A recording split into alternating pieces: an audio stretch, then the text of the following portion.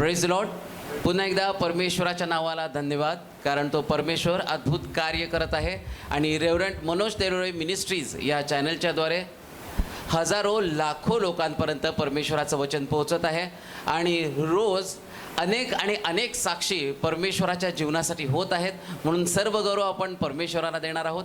अजून जर देखील कोणी रेव्हरंट मनोज तेलोरे मिनिस्ट्रीज या चॅनलला लाईक केलं नसेल, जर सबस्क्राईब केलं नसेल, तर आपण या चॅनलला लाईक करूयात, सबस्क्राईब करूयात, अधिक आणि अधिक शेअर करूयात, जेणेकरून ज्या लोकांपर्यंत जर अजून हे जर चॅनल पोचलं नसेल तर त्यांच्यापर्यंत ते पोचावं आणि परमेश्वराचं वचन जे आशीर्वाद घेऊन आणि मोठमोठ्या साक्षी घेऊन त्यांच्या देखील जीवनामध्ये जावं. खरोखर ही परमेश्वराची योजना पूर्ण व्हावी हीच एक विनंती. या अजून पण त्या ठिकाणामध्ये एक व्हॉट्सअप नंबर दिलेला आहे. त्या व्हॉट्सअप नंबरवर तुम्ही तुमच्या प्रार्थना विनंत्या पाठवू शकता. त्या व्हॉट्सअप नंबरवर तुमच्या जीवनामध्ये जर साक्ष घडली असेल तर तुम्ही त्या ठिकाणामध्ये साक्ष देखील सांगू शकता. जर या ठिकाणामध्ये तुम्हाला यायचं असेल, जर बाप्तिस्माबद्दल काही माहिती घ्यायची असेल, जर या ठिकाणाबद्दलचं जर काही तुम्हाला म्हणजे जर ॲड्रेस विचारायचा असेल आणि जो व्हॉट्सअप नंबर दिलेला आहे तो जर लागला नाही तर या ठिकाणामध्ये मी तुम्हाला 4 वेगळे नंबर देत आहे. त्या नंबरवर तुम्ही कॉल करू शकता. त्यातला पहिला नंबर आहे 9860274141. दुसरा नंबर आहे 9850144151. तिसरा नंबर आहे 9730319999 आणि चौथा नंबर आहे 9922882179. या नंबरवर तुम्ही नक्कीच कॉल करू शकता. या चॅनलच्याद्वारे परमेश्वर अद्भुत कार्य करत आहे. भरपूर वेगवेगळ्या साक्षी या ठिकाणामध्ये घडत आहेत. एका बहिणींनी पास्टरांना फोन केला होता. त्यांना टीचरचा जॉबसाठी त्यांनी अप्लाय केला होता आणि त्यांची इच्छा होती की त्या ठिकाणामध्ये एक ख्रिश्चन इन्स्टिट्यूट आहे आणि त्या ठिकाणामध्ये त्यांना टीचरचा जॉब, त्या ठिकाणामध्ये शिक्षिका म्हणून त्यांना त्या ठिकाणामध्ये त्यांची निवड व्हावी. आणि त्यांनी पास्टरांना फोन केला आणि पास्टरांनी त्या बहिणीसाठी प्रार्थना केली आणि ज्यावेळेस त्यांच्याकडे रिझल्ट त्यांना शाळेमध्ये त्या ठिकाणामध्ये बोलवण्यात आलं आणि त्यांना त्या ठिकाणामध्ये सेकंडरी टीचर म्हणून त्यांची अपॉइंटमेंट तर झालीच, पण त्यांचा विश्वास देवावर इतका होता की ज्यांचा म्हणजे त्यांनी कधी विचार पण केला नव्हता अशी घटना त्या ठिकाणामध्ये गेली आणि त्यांना 3 शाळांवर कोऑर्डिनेटर म्हणून त्या ठिकाणामध्ये नेमण्यात आलं आणि त्यांनी सांगितलं हे सर्व काही परमेश्वराच्या गौरवासाठी, कारण तो ज्यावेळेस देतो ते आपल्या योजना आणि कल्पनेपेक्षा अधिक असतं. एका भावाने पास्टरांना फोन केला होता. त्या भावाची जी आजी होती ती आजी खूप दिवसापासून आजारी होती आणि सर्व दवाखाने वगैरे त्यांनी केले होते, पण शेवटचा विश्वास त्यांनी परमेश्वरावर ठेवला आणि त्या भावानी पास्टरांना फोन केला आणि मनोज तेलोरे पास्टरांनी त्यांच्यासाठी प्रार्थना केली आणि परमेश्वराने पुन्हा एकदा अद्भुत कार्य त्या ठिकाणामध्ये केलं. त्या आजींना पूर्ण आरोग्य मिळालं आणि ज्यावेळेस त्या आजी जेवण वगैरे सगळं करायला लागलं आणि त्या आजींनी उठल्यानंतर त्यांनी सर्वप्रथम एक वाक्य सांगितलं की खरोखर येशू हा जिवंत परमेश्वर आहे आणि त्यांनी मला बरं केलं. खरोखर परमेश्वराचं नाव ह्या चॅनलच्याद्वारे अनेक लोकांपर्यंत पोहोचत आहे. सिस्टर कमल वैरागर यांच्या मुलीला कॅन्सर होता आणि कॅन्सरच्या त्रासामध्ये खूप त्यांना म्हणजे खूप वेदना त्या मुलीला होत होत्या आणि त्या वेदना त्या आईला सहन होत नव्हत्या आणि त्यांनी पास्टरांना फोन केला की पास्टर माझ्या मुलीसाठी तुम्ही प्रार्थना करा आणि तिच्या ह्या वेदनातनं तिने बाहेर यावं. आणि पास्टरांनी त्या मुलीसाठी प्रार्थना केली आणि परमेश्वराने अद्भुतरित्या त्या बहिणीला त्या ठिकाणामध्ये त्या मुलीला आरोग्य दिलं आणि तिच्या सर्व वेदना नष्ट झाल्या आणि आता तिला कुठलाही त्रास होत नाही. म्हणून सर्व गौरव आपण फक्त परमेश्वराला देणार आहोत. त्याचप्रमाणे तेलोरे या भावानी देखील पास्टरांना फोन केला होता. भुसावळ या ठिकाणामध्ये ते राहतात. त्यांची पत्नी साधना तेलोरे यांच्यासाठी त्यांनी प्रार्थना करण्यासाठी सांगितलं होतं की गेले 35 वर्षे त्यांना युरिन इन्फेक्शनचा त्रास आहे. 35 वर्षे कंटिन्यूस त्यांना युरिन इन्फेक्शनचा त्रास आहे आणि ते सगळीकडे गेले, त्यांनी बरेच दवाखाने केले आणि शेवटी ज्यावेळेस ते दवाखान्यामध्ये गेले त्यावेळेस त्या ठिकाणामध्ये त्यांनी बघितलं टेस्टमध्ये की युरिनमधून त्या ठिकाणामध्ये त्यांनी सांगितलं की पस पण त्या ठिकाणातून येत होतं आणि डॉक्टरांनी ते सांगितलं की आता काही होऊ शकत नाही आणि हा त्रास 35 वर्ष त्या ठिकाणामध्ये त्यांना होत होता. आणि ज्यावेळेस त्यांनी नाशिकला त्या ठिकाणामध्ये दुसऱ्या डॉक्टरांकडे गेले की म्हणजे शेवटची काहीतरी आशा आहे म्हणून, पण त्या ठिकाणामध्ये देखील त्यांना निराशा मिळाली आणि मग ह्या सगळ्यातून एक आशेचं किरण पुन्हा एकदा त्यांच्या जीवनामध्ये निर्माण झालं. ते म्हणजे रेव्हरंट मनोज तेलोरे यांच्या यूट्यूब चॅनलच्याद्वारे, ते वचनाच्याद्वारे त्यांच्या जीवनामध्ये एक आशा निर्माण झाली आणि त्यांनी पास्टरांना फोन केला आणि पास्टरांनी त्यांच्या पत्नीसाठी म्हणजे साधना तेलोरे यांच्यासाठी प्रार्थना केली आणि प्रार्थना केल्यानंतर ज्यावेळेस ते डॉक्टरांकडे गेले त्यावेळेस त्यांचे सर्व रिपोर्ट्स नॉर्मल आले आणि खरोखर सर्व गौरव आपण परमेश्वराला देणार आहोत. कोल्हापूर जिल्ह्यातील वचनप्रेमींसाठी एक आनंदाची बातमी. कोल्हापूरपासूनच फक्त 40 किलोमीटर अंतरावर वारणा कोडोली हे गाव आहे आणि त्या ठिकाणामध्ये कोलोडी ख्रिश्चन पेस्टिरियन चर्च यांच्या वतीने रेव्हरंड मनोज तेलोरे यांच्या 2 दिवसीय संजीवन सभा त्या ठिकाणामध्ये आयोजित करण्यात आलेली आहेत. 9 आणि 10 जून वेळ आहे सायंकाळी 6 वाजता. तर जे लोक त्या ठिकाणामध्ये पोहोचू शकतात आणि ज्यांना त्या ठिकाणामध्ये स्वतः येऊन परमेश्वराचं वचन ऐकायचं आहे तर नक्कीच त्या सर्वांचं त्या ठिकाणामध्ये स्वागत आहे. आणि ही वेळ आहे परमेश्वराच्या वचनाची. आपल्यामध्ये आपले पास्टर येत असताना आपण जोरदार टाळ्या वाजवून ख्रिस्त येशूमध्ये पुन्हा एकदा आपल्या सर्वांचं स्वागत. महिमा देतो मी प्रभूला, स्तुती करतो त्याची. अद्भुत रीतीने देव या दिवसामध्ये पुष्कळांच्या जीवनाचं परिवर्तन करत आहे. मागच्या आठवड्यामध्ये सुंदर संधी प्रभूनं औरंगाबाद या ठिकाणामध्ये पण जाण्याची सेवा करण्याची दिली. परंतु त्या सेवेमध्ये जर सगळ्यात चांगली सभा जर कोणती झाली असेल, पुष्कळ 2 मोठ्या सभा झाल्या. एक सभा औरंगाबादमध्ये रांजणगाव या ठिकाणात झाली. 3,500-4,000 हजार लोक त्या ठिकाणात उपस्थित होते. त्यानंतर शहरामध्ये एक सभा झाली, त्याही ठिकाणामध्ये पुष्कळ लोक होते. परंतु एक खास पास्टर आणि लीडरसाठी एक सभा झाली आणि ती सभा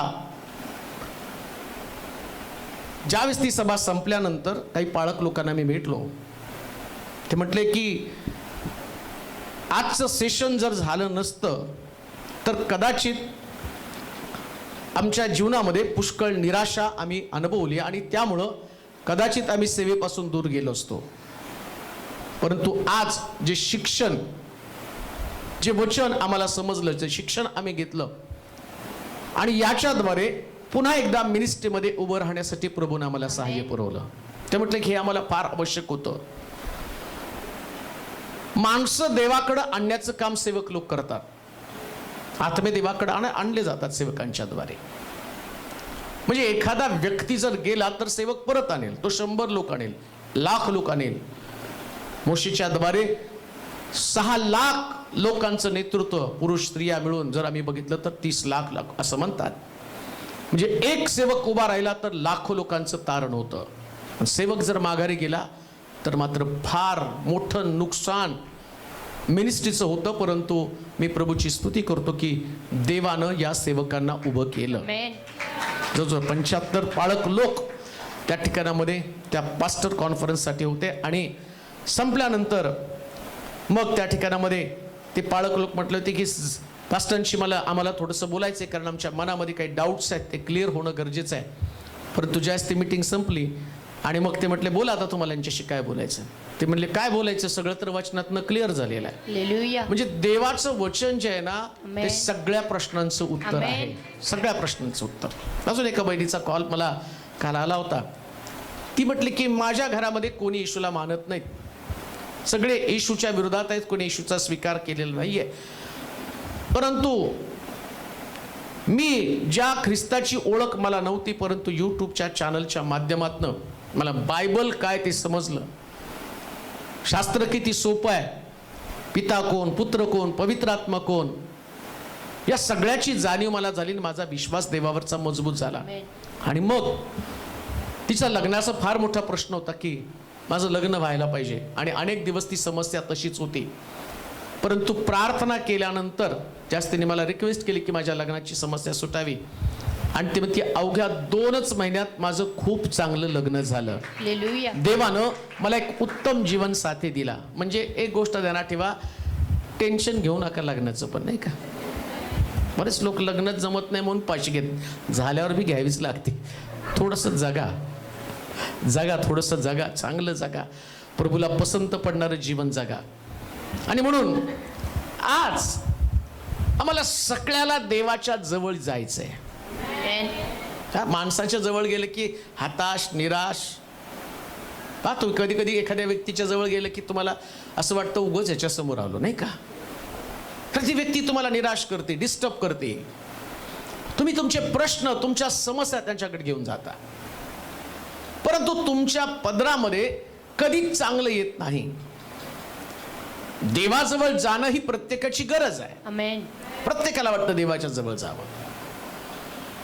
परंतु ज्यावेळेस आम्ही आमचा विचार करतो त्यावेळेस आम्हाला कळतं मी देवाच्या जवळ पोहोचू शकलो नाही, देवाच्या जवळ गेलो नाही. जायचं तर इच्छा आहे, परंतु तिथं जाण्यासाठी अनेक प्रकारची अडखळणं तुम्हाला पार करावी लागतात. एवढं सोपं नाही देवाच्या जवळ जायचं. मग आम्ही पाहतो मोशे सुद्धा त्या डोंगरावरती जात असताना त्याला सुद्धा पुष्कळ प्रकारच्या प्रश्नाला तोंड द्यावं लागलेलं आहे. देवाच्या मार्गामध्ये चालताना, देवाच्या समक्षतेमध्ये उभं राहताना तुम्हाला अनेक गोष्टींचा अनुभव येणार आहे. आणि प्रत्येकाला वाटतं की मला देवाच्या जवळ जायचंय. अजून एक गोष्ट ऐका, जर तुम्ही देवाच्या जवळ जाऊ शकला नाही ना तर तुमचा जन्मच व्यर्थ आहे. जन्माला आल्याचं तुम्हाला काही सार्थक होणार नाही. म्हणतो योहान त्याला म्हणतो की प्रभूजी मला तुम्ही कुठं राहता ते पाहायचं आहे. मोशे सुद्धा म्हणतो एवढे अद्भुत अलौकिक चमत्कार त्याने अनुभवले, पण शेवटी तो म्हणतो देवा मला तुला पाहायचंय, म्हणजे तुझ्या जवळ मला यायचंय. देवाच्या जवळ जा. अजून एक गोष्ट मला सांगतो, ज्या दिवशी तुम्ही देवाच्या जवळ जाताना त्या दिवशी तुम्ही स्वतःला विसरून जाता. आमेन.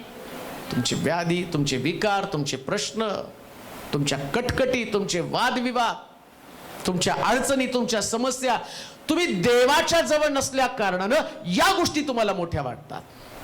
पण ज्या दिवशी तुम्ही देवाच्या जवळ जाताना तुम्हाला मोठे मोठे प्रश्न सामान्य प्रश्न वाटायला लागतात. हालेलुया.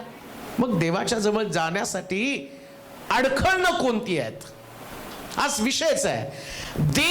देवाकडं येण्यासाठी अडखळण. प्रत्येकाला वाटतं देवाच्या जवळ यावं. आम्हाला वाटतं आमचे लेकरं देवाच्या जवळ असे, बायकोला वाटतं माझा नवरा देवाजवळ असावा, देवाच्या जवळ त्यानं यायला पाहिजे.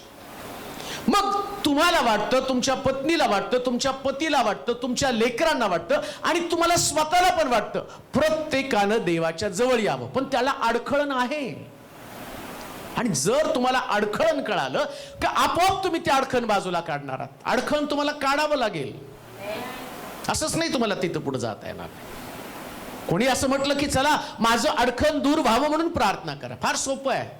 बरेच लोक सांगतात मला प्रार्थना करताना झोप लागती म्हणून तुम्ही माझ्यासाठी प्रार्थना करा.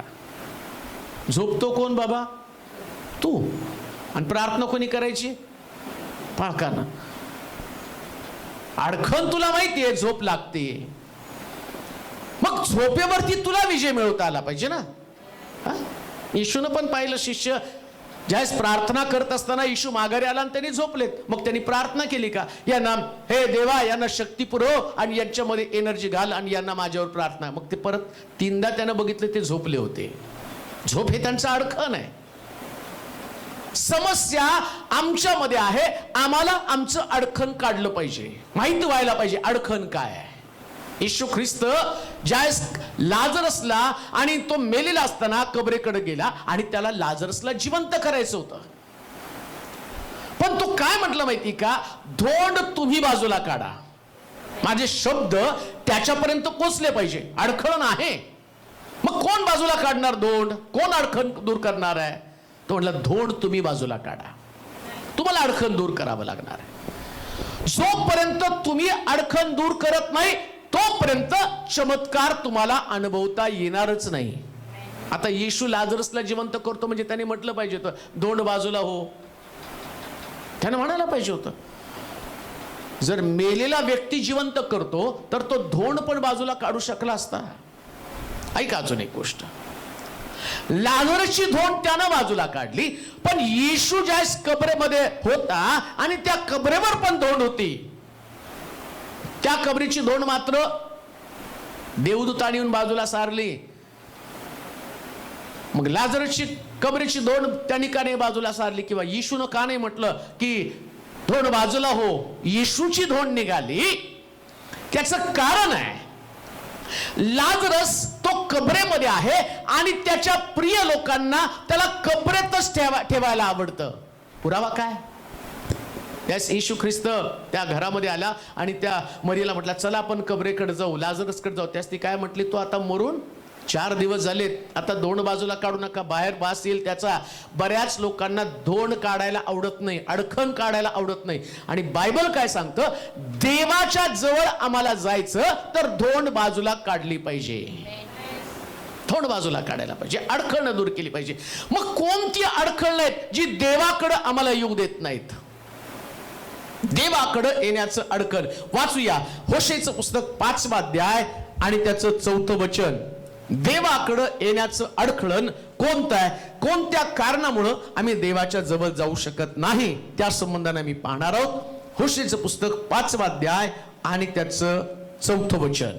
त्यांची कर्मे त्यांना आपल्या देवाकडे वळू देत नाही, कारण अनाचार बुद्धी त्यांच्या ठाई आहे. परमेश्वराला ते ओळखीत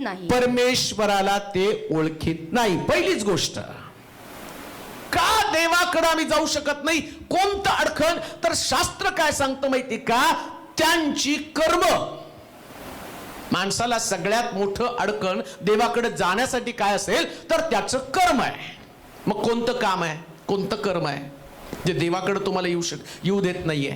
इथं त्या ठिकाणामध्ये म्हटलेलं आहे, आमची कर्म आम्हाला देवाकडे वळू देत नाही, आमचं काम. मग कदाचित तुमचं जगातलं पण काम असेल. मारतेला तो म्हणतो ना, मारते मारते तू बहुत गोष्टीची चिंता व दगदग करते, मरियेनं तिचं काय तक्रार होती? मरिया काम करत नाही. काय तक्रार आहे तिची? ती काम करत नाही ही तिची तक्रार आहे. पण मरियेनं ते अडखण काढून टाकलं. तिला माहिती येशू गेल्यावर पण काम करता येईल ना. हालेलुया. कामच करायचं ना तुम्हाला, मग येशूला दाखवताना तुम्ही काम करणार आहात का? मार्थेचा प्रश्न काय माहिती का? तिला काम दाखवायचंय, तिला येशूला काय आवडतं ते दाखवायचं नाही. बऱ्याच लोकांना आपली कामं अडखळणं आहेत. नुसतं तुमचं घरातलं कामच नाही सांगत बरं का मी, पहिलं तर तुमचं घर काम आहे, ते पण तुम्हाला अडखळण आहे. बऱ्याच लोकांना प्रार्थनेसाठी देवाच्या जवळ जायला त्यांना असं वाटतं की माझं काम महत्वाचं आहे. निश्चित तुम्हाला 6 दिवस काम करावं लागणार आहे, पण 7वा दिवस हा तुमचा दिवस नाही, तो देवाच्या जवळ जाण्याचा दिवस आहे, तो देवाच्या जवळ पोचण्याचा दिवस आहे. कामाची सबबी सांगून, तक्रारी करून तुम्हाला असं वाटतं यापासून मी स्वतःची सुटका करून घेऊ शकेल. नाही, देवानं जग निर्माण करण्यामागचा हेतू काय? तुम्हाला निर्माण करण्यामाग हेतू काय? काय योजना होती परमेश्वराची? या जगामध्ये तुम्ही भरकटून जावं, जगामध्ये तुमचं कामकाज तुम्ही करत राहावं. अहो, तुम्ही एदेन बागेतनं बाहेर गेल्यावर देवानं तुम्हाला सांगितलं तू कष्ट करून खाशील, पण ज्यास आज्ञा दिल्या त्या आज्ञेमध्ये काय सांगितलं? 6 दिवस तू श्रम करशील, पण 7वा दिवस मात्र तुला देवाला भेटण्याचा दिवस आहे. पहिलं तर तुमचं जगातलं काम. देवापेक्षा तुमचं काम कधीच मोठं असू नये, कधीच मोठं असू नये. कारण काम पण देवानंच तुम्हाला दिलेलं आहे. अजून एक गोष्ट तुम्हाला सांगतो, देवानं ताकद दिली तर तुम्ही कष्ट करणार. देवानं तुम्हाला जीवन दिलं तर तुम्ही तुमचं कुटुंबाचं पालन पोषण करणार. देवानं तुम्हाला कृपा पुरवली तरच तुम्ही जिवंत राहणार. अन्यथा जे कामकाज तुम्ही करत आहात, ऐका, दावीद म्हणतो मी परमेश्वराचं एक वरदान मागितलं, ते हे की त्याच्या मंदिरात माझी वस्ती व्हावी. त्यानं आपल्या राजकामाला महत्व दिलं नाही, पण त्यानं देवाच्या मंदिराला महत्व दिलेलं आहे. कोणतं अडखण तुमच्याकडे आहे? कोणतं अडखण तुमच्याकडे आहे? देवाकडे जाण्यासाठी पहिलंच अडखण तुमचं काम. मग ते तुमचं जगाचं काम असेल, तुमचं घरातलं काम असेल. अजून एक गोष्ट तुम्हाला सांगतो, सगळ्यात महत्वाचं जागा जर कोणती असेल तर ते परमेश्वराचं भवन. आमेन. बरं का, दुसरं जगातली मोठी जागाच असू शकत नाही. आणि आता लोकांना ते कळायला लागलंय, आता लोकांना ते कळायला लागलेलं आहे. आज सकाळी राठोड पती पत्नी पुण्यावरून आले, ते म्हटले आम्ही देवाजवळ प्रार्थना करत होतो की देवा आम्हाला तिकडे जाता येत नाही तर तुझ्या सेवकाला तरी पाठव. आणि मग मी ख्राईस्ट चर्चमध्ये गेलो, ते म्हटले देवाने आमची प्रार्थना ऐकली आणि तुम्ही तिथं आले. पण आम्ही म्हटलं जरी देवाचे सेवक तिथं आले ना तरी आपल्या प्रश्नांसाठी तिथं जावं लागेल का? कारण तिथं गेल्यावर तिथं वेगळंच आहे. हे लोकांना समजायला लागलं, आम्हाला पण ते समजलं पाहिजे. अडखळण बाजूला काढलं पाहिजे. आमेन. काम बाजूला सारा.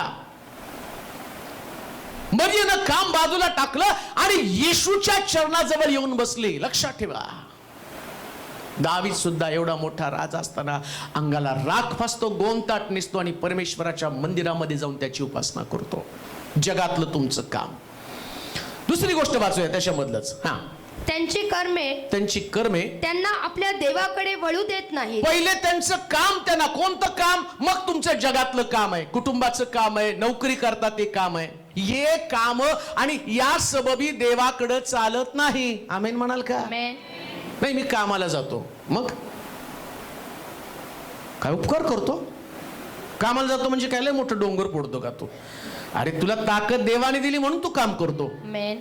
तुला काय, तुझी बुद्धी, लहानपणापासून देवानं तुला कृपा पुरवली, सहाय्य पुरवलं. आता परमेश्वर तुम्हाला काम करू देतो आणि तुम्ही करता. ऐका, कामाच्या सबबी सांगून सांगून जर तुम्ही देवाच्या घरापासून दूर राहाल ना, रिटायरमेंट नंतर तुम्हाला काहीच खाता येणार नाही. मी सांगतो तुम्हाला 100% काहीच खाता येणार नाही. का? ते म्हटलं, कुटुंब चालवण्यासाठी मी तुला शक्ती पुरवेल, ताकद पुरवेल, पण आता तुला नंतर. मग बघा तुम्ही, लोक तरुणपणी पळापळी धावाधावी करतात, म्हातारपणी मंदिरात जाऊन बसतात नाही का, वाती वळत. मग कीर्तनाला जाऊ, मग अमकं करू, मग तमकं करू. त्यांना कळतं एवढी धावपळ केली पण आता याच्याशिवाय गत्यंतर नाही. म्हणून तो उपदेशकाच्या पुस्तकात म्हणतो, हे तरुणा, तुझ्या तारुण्यामध्ये तू आपल्या उपकार कर्त्याला स्मर. तेव्हाच देवाला शरणचा. पहिलं तर तुमचं काम. दुसरी गोष्ट वाचूया त्याच्यातच. कारण अनाचार बुद्धी. दुसरी गोष्ट, कोणतं कर्म? देवाकडे जाण्यासाठी सगळ्यात मोठं अडखळण कोणतं? अनाचार बुद्धी, म्हणजे विचारपूर्वक कोणती कृती न करणं. कोणती कृती करत असताना जे विचार आहेत ना, माणसाला विचारच देवाकडे नेण्यासाठी अडखण आहे. अनाचार बुद्धी. मग विचार आहे कुठं चांगले. अनाचार म्हणजे, आचार म्हणजे वर्तन. आचार म्हणजे तुमचं लोणच्याचा आचार नाही, आचार म्हणजे वर्तन, ठीक आहे नाही. अनाचार, अनाचार बुद्धी, जी बुद्धी तुम्हाला वाईट वर्तन करायला भाग पाडती, तसली बुद्धी जी आहे ना, तेच माणसासाठी अडखण आहे. देवाकडे येण्यासाठी अडखण कोणतं? ती बुद्धी तुम्हाला सांगते. काय सांगते? कोणी पाहिलाय देव, कोणी पाहिलंय स्वर्ग, कोण म्हटलं परमेश्वराच्या मंदिरात गेल्यावरच आरोग्य मिळतं, कोण म्हटलं परमेश्वर आणि लवकर ढगावरती बसून येणार आहे, आम्ही तर पिढ्यानपिढ्या हे ऐकतो. ही बुद्धीच तुम्हाला भ्रष्ट करून टाकलेली आहे. सैतान तुमच्या बुद्धीचा ताबा घेतो. एकदा का त्याने बुद्धीचं कंट्रोल केलं की मग त्याच्यानंतर त्या माणसाला देवाकडे जाताच येत नाही. देवाच्या जवळ बुद्धीचं नियंत्रण तो करतो. आज मनुष्याची बुद्धी या सगळ्या असणाऱ्या ऍडव्हान्स टेक्नॉलॉजीनी भ्रष्ट करून टाकलेली आहे. एवढी ऍडव्हान्स टेक्नॉलॉजी तुमच्या हातात मोबाईल आला ना, सकाळी तुम्हाला सगळं नको त्या गोष्टी, देवापासून तोडणाऱ्या असंख्य गोष्टी तुमच्या नजरेसमोर उभं राहणार आहेत. कारण शेवटचे दिवस आहेत, त्याचं युद्ध चाललंय. देवाच्या वचनात काय सांगितलं? अग्नीतनं ओढून एकेकाचं तारण करा. आता देवाचं वचन सांगतं अग्नीतनं ओढून तारण करा. आणि तो सैतान काय म्हणतो? होईल तितकं एकेकाला अग्नीमध्ये ओढा. त्याचं पण काम ते, तो अग्नीत ओढायचं. इकडं आमच्या सेवकांचं काम काय? यांना अग्नीतनं बाहेर काढायचं. मग देवाचं हत्यार काय? तनात वचन तारणामध्ये आणण्यासाठी पवित्र शास्त्र. सैतानाचा हत्यार, त्यानं मोबाईल आणला, त्यानं टीव्ही आणला, त्यानं जगातली एक चांगली तत्वज्ञानाची पुस्तकं आणली, त्यानं चांगले चांगले लोक बोलण्यासाठी उभे केले की जे माणसाची बुद्धी भ्रष्ट करून टाकतात. आणि पहा, लोकांना कळतं बरं काय. तुम्हाला साधं कोंबडी कापताना बघितली तर तुमच्या मनाची तडफड, तुम्ही ते खात पण नाही. मला लहानपणी चांगलं आठवतं, चिकन खायचो, पण ज्यावेळेस ती कोंबडी माझ्यासमोर कापली त्याच्यानंतर कित्येक वर्ष तर मी चिकन खातच नव्हतो. का तर तिची तडफड बघितली तर ते मला जात नव्हतं, मला उलटी व्हायची. मग आता माणसं कशी काय मारतात? तो लाखो माणसं एकदम मारतात. कोणी जेवणामध्ये विष घालतं, कोणी सुपारी देतं, आणि सुपारी दिल्यावर सहजपणे तो किती पण मोठा मनुष्य असला, साधा मनुष्य असला तरी त्याला गोळ्या घालून मारतात. आणि एवढं काय हो पकडून. काल एका बाईनं माहेरी जायचंय म्हणून नवरा माहेराला जाताना तो अडखण करेल म्हणून 2 लेकरं घेऊन गेली, तर ते लेकरू रडायला लागलं तर नवऱ्याचा विचार बदलेल म्हणून तिने काय केलं, त्याचं आणि नरडं दाबलं, नाक दाबलं आणि ते लेकरू मेल्यावर त्याला टाकून दिलं झुडपामध्ये. तर दुसरं लेकरू ओरडायला लागलं. नवऱ्याचं मन बदलेल म्हणून तिने त्याला पण मारून टाकलं. मग ही अनाचार बुद्धी येते कुठून? माणसाला एवढं सहजपणे माणूस माणसाला कसं मारू शकतो? काहीतरी डोक्यामध्ये असतं जे वाचलं जातं, काही विचार केला जातो, काही सिरियल पाहिल्या जातात, त्यामध्ये मनुष्य आत्मकेंद्री बनतो, स्वतःकडे जास्त विचार त्याचा लागलेला आहे. आणि सैतान मनुष्याला याच पद्धतीने ट्रॅपमध्ये पकडत आहे, त्याला विचारांमध्ये अडकून टाकत आहे. त्याची कृती विचारांप्रमाणे बदलती आणि मग त्याला असं वाटतं की काय देवाच्या घराकडे जायचंय, कशाला व्यर्थ वेळ परमेश्वराच्या मंदिरामध्ये घालायचा आहे. पण तुम्हाला माहितीये का, लवकर तो ढगावरती बसून येणार आहे. कुठे आहे तुमचं लक्ष? कुठे आहे जगाचं लक्ष? का जग ख्रिस्ताकडे अट्रॅक्ट होत नाही? का मनुष्य आपल्या घरामध्ये, आपल्या परिवारामध्ये ज्या उपासना आराधना चालू आहे, तो मनुष्य अस्वस्थ का होत नाही? दावीद एवढा मोठा राज असताना म्हणतो, नुसतं माझ्या कानावरती शब्द पडला, ते मला म्हणाले परमेश्वराच्या घराकडे जाऊ, माझ्या बुद्धीला चालना झाली, माझं मन आनंदित झालं, माझं अंतःकरण उल्हासित झालं आणि मला असं वाटलं मी कधी जाईल आणि त्याला पाहत राहील. हे विचार मनुष्यामध्ये काय येत नाही? त्याच्या ठाई असणारी अनाचार बुद्धी, त्याचं अंतःकरण. आणि काय होतं की त्या ठिकाणामध्ये विचार त्याच्या डोक्यामध्ये घातले जातात आणि तो मनुष्य देवापासून दूर जातो. त्यांची कर्मच त्यांना देवाकडे जाऊ देत नाही. कोणतं कर्म? दुष्ट विचार. कोणतं कर्म? तो सांगतो आपण कधी पण गेलं तरी चालेल. हे आले कुठून विचार? वाचू एक वचन, मत्ताचं शुभवर्तमान 5वा अध्याय 21 पासून 27 पर्यंतची वचन वाचूया. त्या विचारांची यादीच दिली बघा, फार मोठी. कुठले विचार आहेत ते? जी कर्म, अनाचार बुद्धी असं म्हटलंय त्याला. अडखण कोणतं आहे? वाचूया. खून करू नको, आणि जो कोणी खून करील तो न्यायसभेच्या दंडास पात्र होईल असे प्राचीन लोकांना सांगितले होते. असं प्राचीन लोकांना सांगितलं होतं. हे तुम्ही ऐकलं आहे. मी तर तुम्हाला सांगतो, जो कोणी आपल्या भावावर उगाच रागावेल. कोणतं कर्म, कोणती अनाचार बुद्धी? देवाकडे तुम्हाला कोण वळू देत नाही. उगाच रागावणं पण तुम्हाला देवाकडे वळू देत नाही. राग जरी आला तरी, असं लिहिलंय, मर्डर पेक्षा भयानक आहे. आणि मग कधी घरात भांडणं झाले, वादविवाद झाले, राग आला तर असं वाटतं की आज चर्चला जायलाच नको.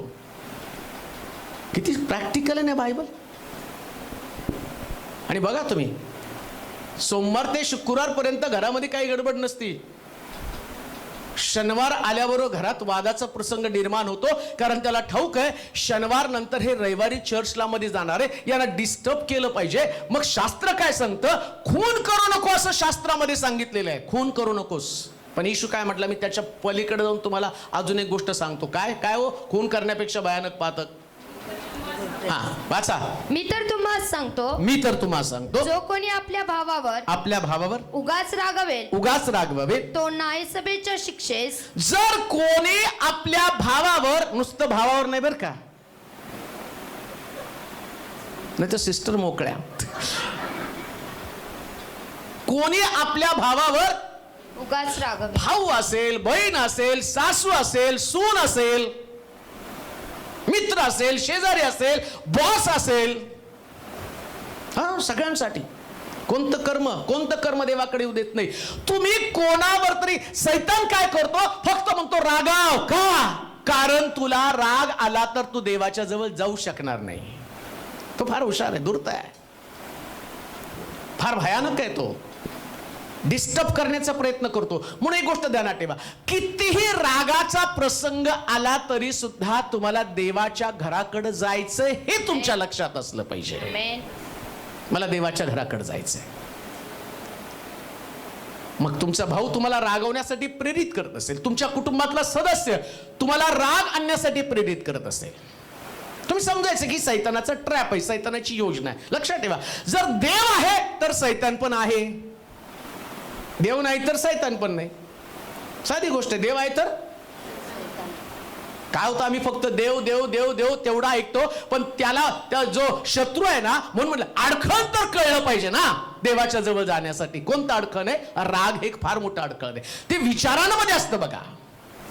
राग, एकदा माणसाला राग आला आणि तो राग घेऊन देवाच्या मंदिरात आला तर त्याची रागातच उपासना असते बरं का, दात ओठ खाऊन खाऊन असं होतं. रागातच उपासना असते, रागातच त्याची प्रार्थना असते. बघा तुम्ही राग आलेल्या लोकांना जर तुम्ही प्रार्थना करायला लागले ना, तुम्हाला आठवतं का येशू ख्रिस्त तिथं मंदिरामध्ये आला आणि तिथं त्या पुरुषानं एका पापी माणसाला पहिला रागानं, मी ह्याच्यासारखा नाही. बऱ्याच लोकांच्या प्रार्थनेत तेच डायलॉग असतात नाही का, का तर ती रागातली प्रार्थना आहे. मग कसं देवाच्या जवळ जाणार आहात? पण या माणसाला, या पापी माणसाला राग आला नाही, तो किती सुंदर प्रार्थना करतो देवाच्या जवळ. म्हणून म्हटलं कोणाची प्रार्थना नाही केली, त्याची प्रार्थना काय, प्रभू मी पापी आहे, मी पापी आहे, ही त्याची कन्फेशन, ही त्याची प्रार्थना आहे. त्याला राग येऊ दिला नाही बोललेल्या व्यक्तीला. जो व्यक्ती मला बोलतो त्याने त्याचा राग येऊ दिला नाही. म्हणून लक्षात ठेवा, एक परिवार म्हणून जगत असताना ना, रागाचं जीवन परिवारामध्ये जगू नका. का? देवाकडे जाण्यासाठी ते अडखण आहे. परिवारामध्ये राग येऊ देऊ नका एकमेकाबद्दल. माणूस म्हणून तुमच्याकडं राग न येणं हे घडणारच नाही. पण आलं समजा, जरी आला, कधी जायला पाहिजे, कधी जायला पाहिजे, बोला की, सगळं माहिती आहे. कधी जायला पाहिजे माहिती पण आहे, पण जातच नाही हो. सूर्य मावळ्याच्यात किती सगळे पोपटा सगळे पटपट पटपट बोलले. सूर्य मावळ्याच्यात राग गेला पाहिजे, पण जात नाही. का जात नाही? कारण तुम्ही अडखळले जावे. तुम्ही देवाच्या जवळ जाऊ नये. आणि देवाच्या जवळ जर तुम्ही गेला ना, तर तुम्ही फार मोठे आशीर्वाद मिळवणार आहात. आणि त्या सैतानाला वाटतं तुम्ही आशीर्वादच मिळवू नये. म्हणून कंट्रोल करा आपल्या रागावरती. दुसरी गोष्ट वाचूया त्याच्यामध्ये. हा, मी तर तुम्हाला सांगतो, राग करणं, उगीच रागवणं आणि खून करणं.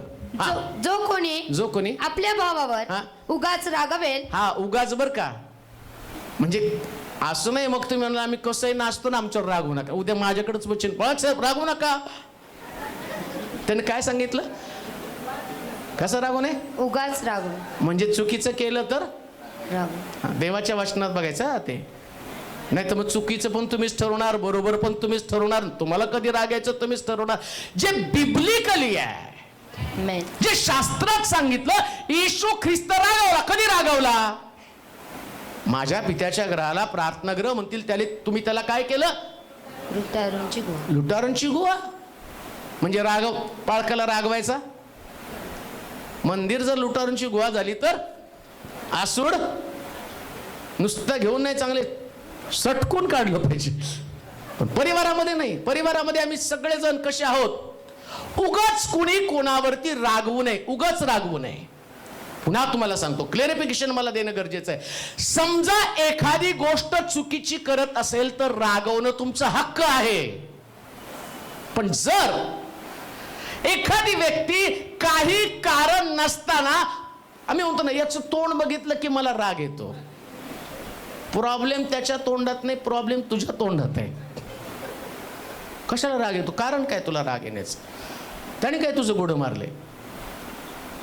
तो देव त्याच्यावर प्रेम करतो, सोडून दे ना. विनाकारण राग येणं चांगली गोष्ट नाही. उगा कोणी आपल्या भावावरती रागवू नये. पुढे वाचा बरं. तो न्यायसभेच्या शिक्षेस पात्र होईल. पुढे. जो कोणी आपल्या भावाला अरे वेडगळा असे म्हणेल. कोणते विचार वाईट आहेत? कोणते विचार ज्याच्या संबंधानं म्हटलं अनाचार बुद्धी. कोणती अनाचार बुद्धी आहे? कधी कधी आम्हाला वाटतं हे बावळट, ते बावळट, हे गाढव, ते गाढव, मीच लय हुशार, मी बोलतो त्यास असं भारी बोलतो की माझ्या बोलण्यानं आणि सगळं ज्ञान बाहेर पडलं जातं. लक्षात ठेव, प्रत्येक जण देवाची निर्मिती आहे. देवाची निर्मिती, देवाच्या निर्मितीमध्ये कुठल्याही प्रकारचा दोष असूच शकत नाही. का तो म्हटला, जास्त तुम्ही कुणाला तरी वेडगळ ठरवता किंवा मूर्ख ठरवता, तुम्हाला वाटतं याला अक्कल नाहीये, आणि त्याच्या संबंधानं जी तुमची कल्पना आहे, या कल्पनेमुळे तुम्ही देवाच्या जवळ जाऊ शकत नाही. अडखण आहे ते पण. अनाचार बुद्धी म्हणजे जो विचार करू शकत नाही त्याला विचारणं असं वाटतं मीच श्रेष्ठ आहे, मलाच ज्ञान आहे, मलाच कळतं, आणि जगामध्ये बाकीचे सगळे मूर्ख आहेत. कोणी आपल्या भावाला काय म्हणेल? अरे वेडगळा असे म्हणेल. तो वरिष्ठ सभेच्या शिक्षेस त्याला काय हो? वरिष्ठ सभेच्या सुप्रीम कोर्ट. आधी कुठल्या कोर्टात होत? न्यायसभेच्या शिक्षेस. Judicial court. जिल्हा पातळीवरचं जे कोर्ट आहे त्या कोर्टामध्ये त्याला शिक्षा आहे, त्याला तिथं शिक्षा टोटल जाईल. आणि कोणी भावाला अरे मूर्खा जर म्हटलं तर तो म्हणतो एकदम हायकोर्टामध्ये तुला उभं केलं जाईल. कोणीच कोणाला विचारणं सुद्धा वाईट ठरवायचं नाही. एक गोष्ट ध्यानात ठेवा, न्याय करणारा तो आहे. आमेन. तो न्याय करणार आहे बस. तोपर्यंत त्यानं किती पण वेड्यासारखं वागलं तरी तोंडातनं उच्चारू नका. का उच्चारू नका? देवाला ते आवडत नाही म्हणून उच्चारायचं नाही. आणि तुम्हाला देवाच्या जवळ पोहोचायचं. दुसरी गोष्ट वाचूया त्याच्या पुढे. हा, तो वरिष्ठ सभेच्या शिक्षेस हा. पात्र होईल हा. आणि जो कोणी त्याला अरे मूर्खा असे म्हणेल तो नरकाग्नीच्या शिक्षेस. कुठं हो? नरकाग्नीच्या काय म्हटल्यावर? अरे मूर्खा. मूर्ख काढून टाका तुमच्या तोंडातनं. कुठं पडणार आहे मूर्ख बोलणारे लोक? नरकाग्नीच्या शिक्षेस. हा तर कॉमन शब्द आहे आमच्याकडं. त्याच्यापेक्षा भारी भारी आमच्याकडे डिक्शनरी शब्द आहे. मूर्ख तर मी म्हणतो एकदम बेस्ट लेवलचा. त्याचं जनरल आम्ही ग्रहित धरून चाललोय सगळे मूर्खच आहे. मी कुणाला पण अरे वाव आम्हाला हाक मारताना सुद्धा अरे मूर्खा इकडे. सर सुद्धा शाळेमध्ये ए मूर्खा तोंड बंद कर. आणि बायबल तर सांगतं हे तुम्हाला देवाच्या जवळ येण्यासाठी का अडखण आहे? काय म्हटलंय तिथं? तो कशात पडेल? नरकाग्नीच्या म्हणजे शिक्षेस. देवाच्या जवळ जाणारच नाही. नरकात पडेल म्हणजे देवाच्या जवळ जाणार नाही. मग कोणतं अडखण आहे? मूर्ख म्हणणं हे सुद्धा अडखण आहे. म्हणून आपल्या लेकरांना पण मूर्ख म्हणू नका बरं का. त्याला प्रॅक्टिकल बायबल समजलं ना तो व्यक्ती स्वतःला प्रोटेक्ट करतो. मग म्हणे तुम्हाला प्रश्न पडेल काय म्हणावं पाळक साहेब? सोन्याच म्हणा, सोन्या म्हणा, मोन्या म्हणा, गुट्टू म्हणा, पण मूर्खा म्हणू नका त्याला. शास्त्रात सांगितलं नरकात टाकेल. आणि एकदा का तुम्हाला ती सवय लागली ना तुमची लेकरं सुद्धा मूर्खपणा करण्याचं बंद करतील. हालेलुया. प्रभूला काही कठीण नाही. आमेन. अहो सैतानानं इतका कॉमन शब्द करून तो लोकांच्या हातामध्ये दिलं. त्यानं माणसाची बुद्धीच भ्रष्ट करून टाकली.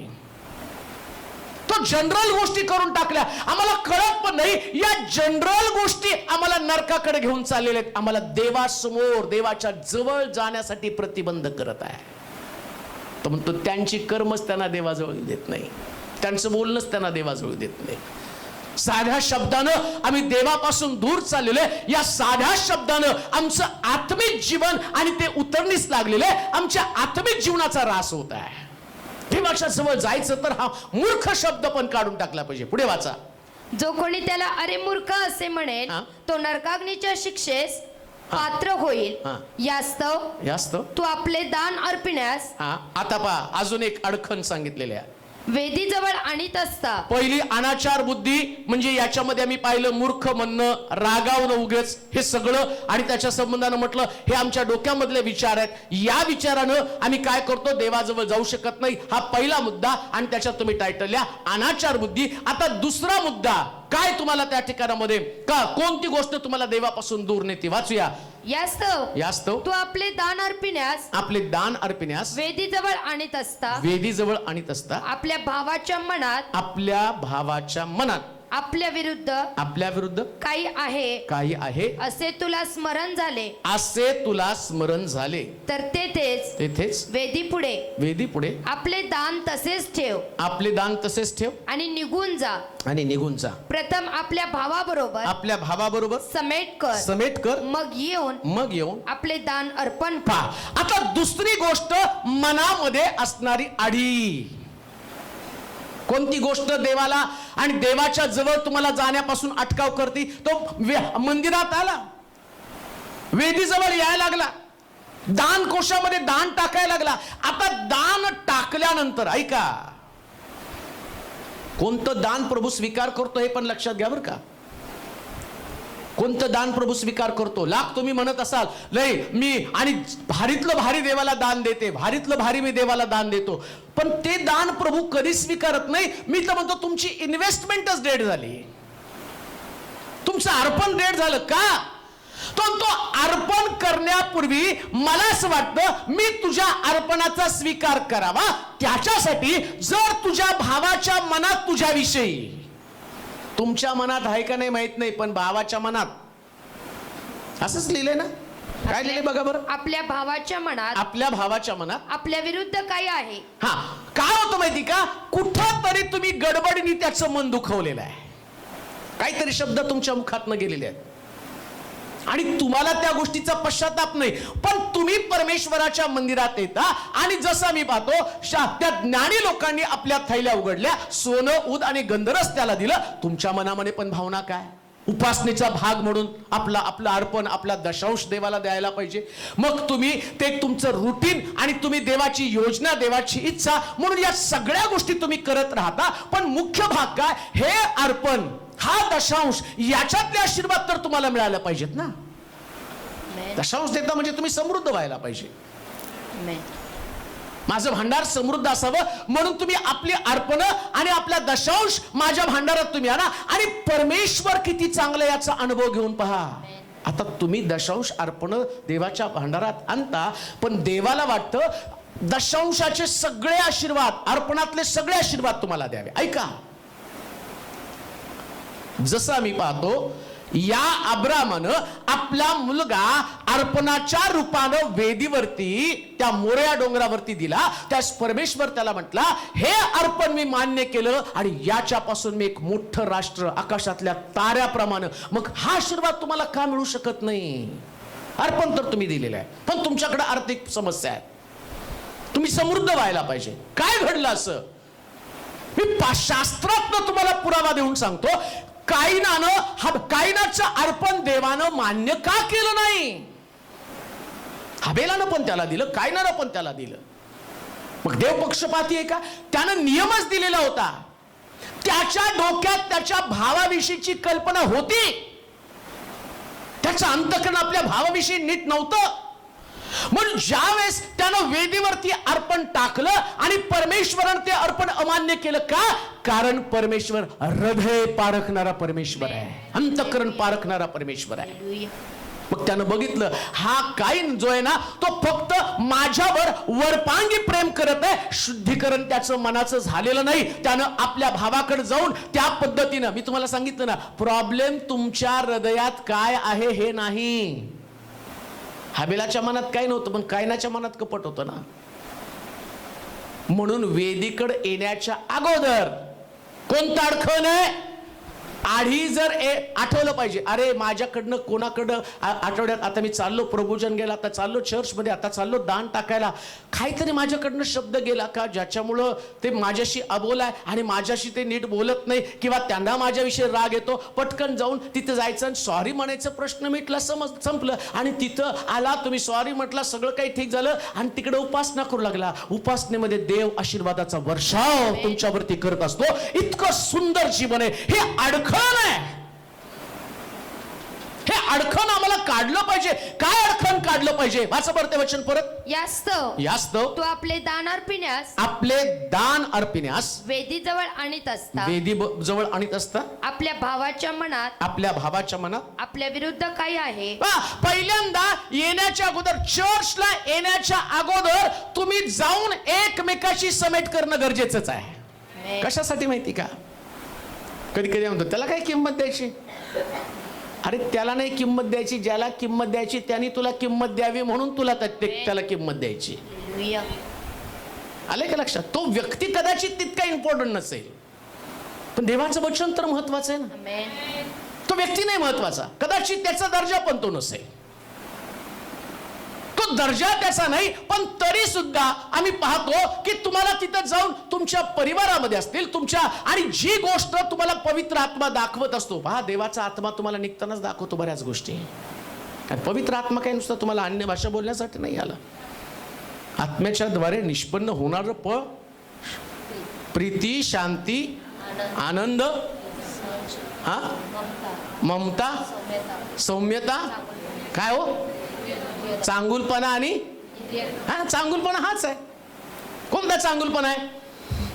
त्याच्या मनात काय आहे मी जाऊन त्याचं मन रिकामं करतो, जाऊन सांगतो मला सॉरी ना 2-3दा जरा थोडस लाडात यायचं. सॉरी म्हणताना पण काही लोकांच्या कपाळावर भली मोठी रेग असते. शास्त्र काय सांगतं माहिती का, तू वेदीवरती अर्पण करायला येण्याच्या अगोदर काय कर, आपल्या भावाच्या मनात हा? आपल्या विरुद्ध काय आहे असे तुला स्मरण झाले झाले. मग काय लोक म्हणतात आपण विसरूनच जाऊ ना. विसरून जाता याचा अर्थ तुमचं अंतःकरण कठीण आहे, तुम्हाला पवित्र आत्मा चालवत नाही, तुम्ही भावनाशून्य झाले लोक आहात आणि तुमच्या जवळ परमेश्वर कधीच असू शकत नाही. ज्या दिवशी तुमच्यात ती भावना संपती ना, मला फिलिंगच नाहीत, मला जाणीवच नाही, मी चुकतच नाही, ही भावना तुमच्यामध्ये असते, तुम्ही कसं देवाच्या जवळ जाऊ शकता.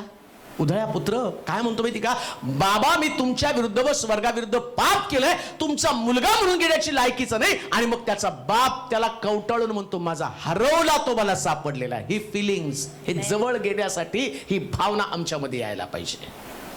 कधी देवाच्या जवळ जाणार ती भावना, परमेश्वर पाहतो तुमचं अंतःकरण, तुमच्या हृदयातल्या गोष्टी तो जाणतो. आणि म्हणून लक्षात ठेवा, उपासना ही बाह्य स्वरूपी नसती, दान बाह्य स्वरूपी आहे. येते का लक्षात, उपासना बाह्य स्वरूपी नसती. उपासनेमध्ये म्हणून तो म्हटला नाही का, माझे उपासक माझी उपासना आत्म्यानं आणि खरेपणा. मग आत्म्यातली उपासना हे तर आहे, हे आत्म्यामध्ये आहे.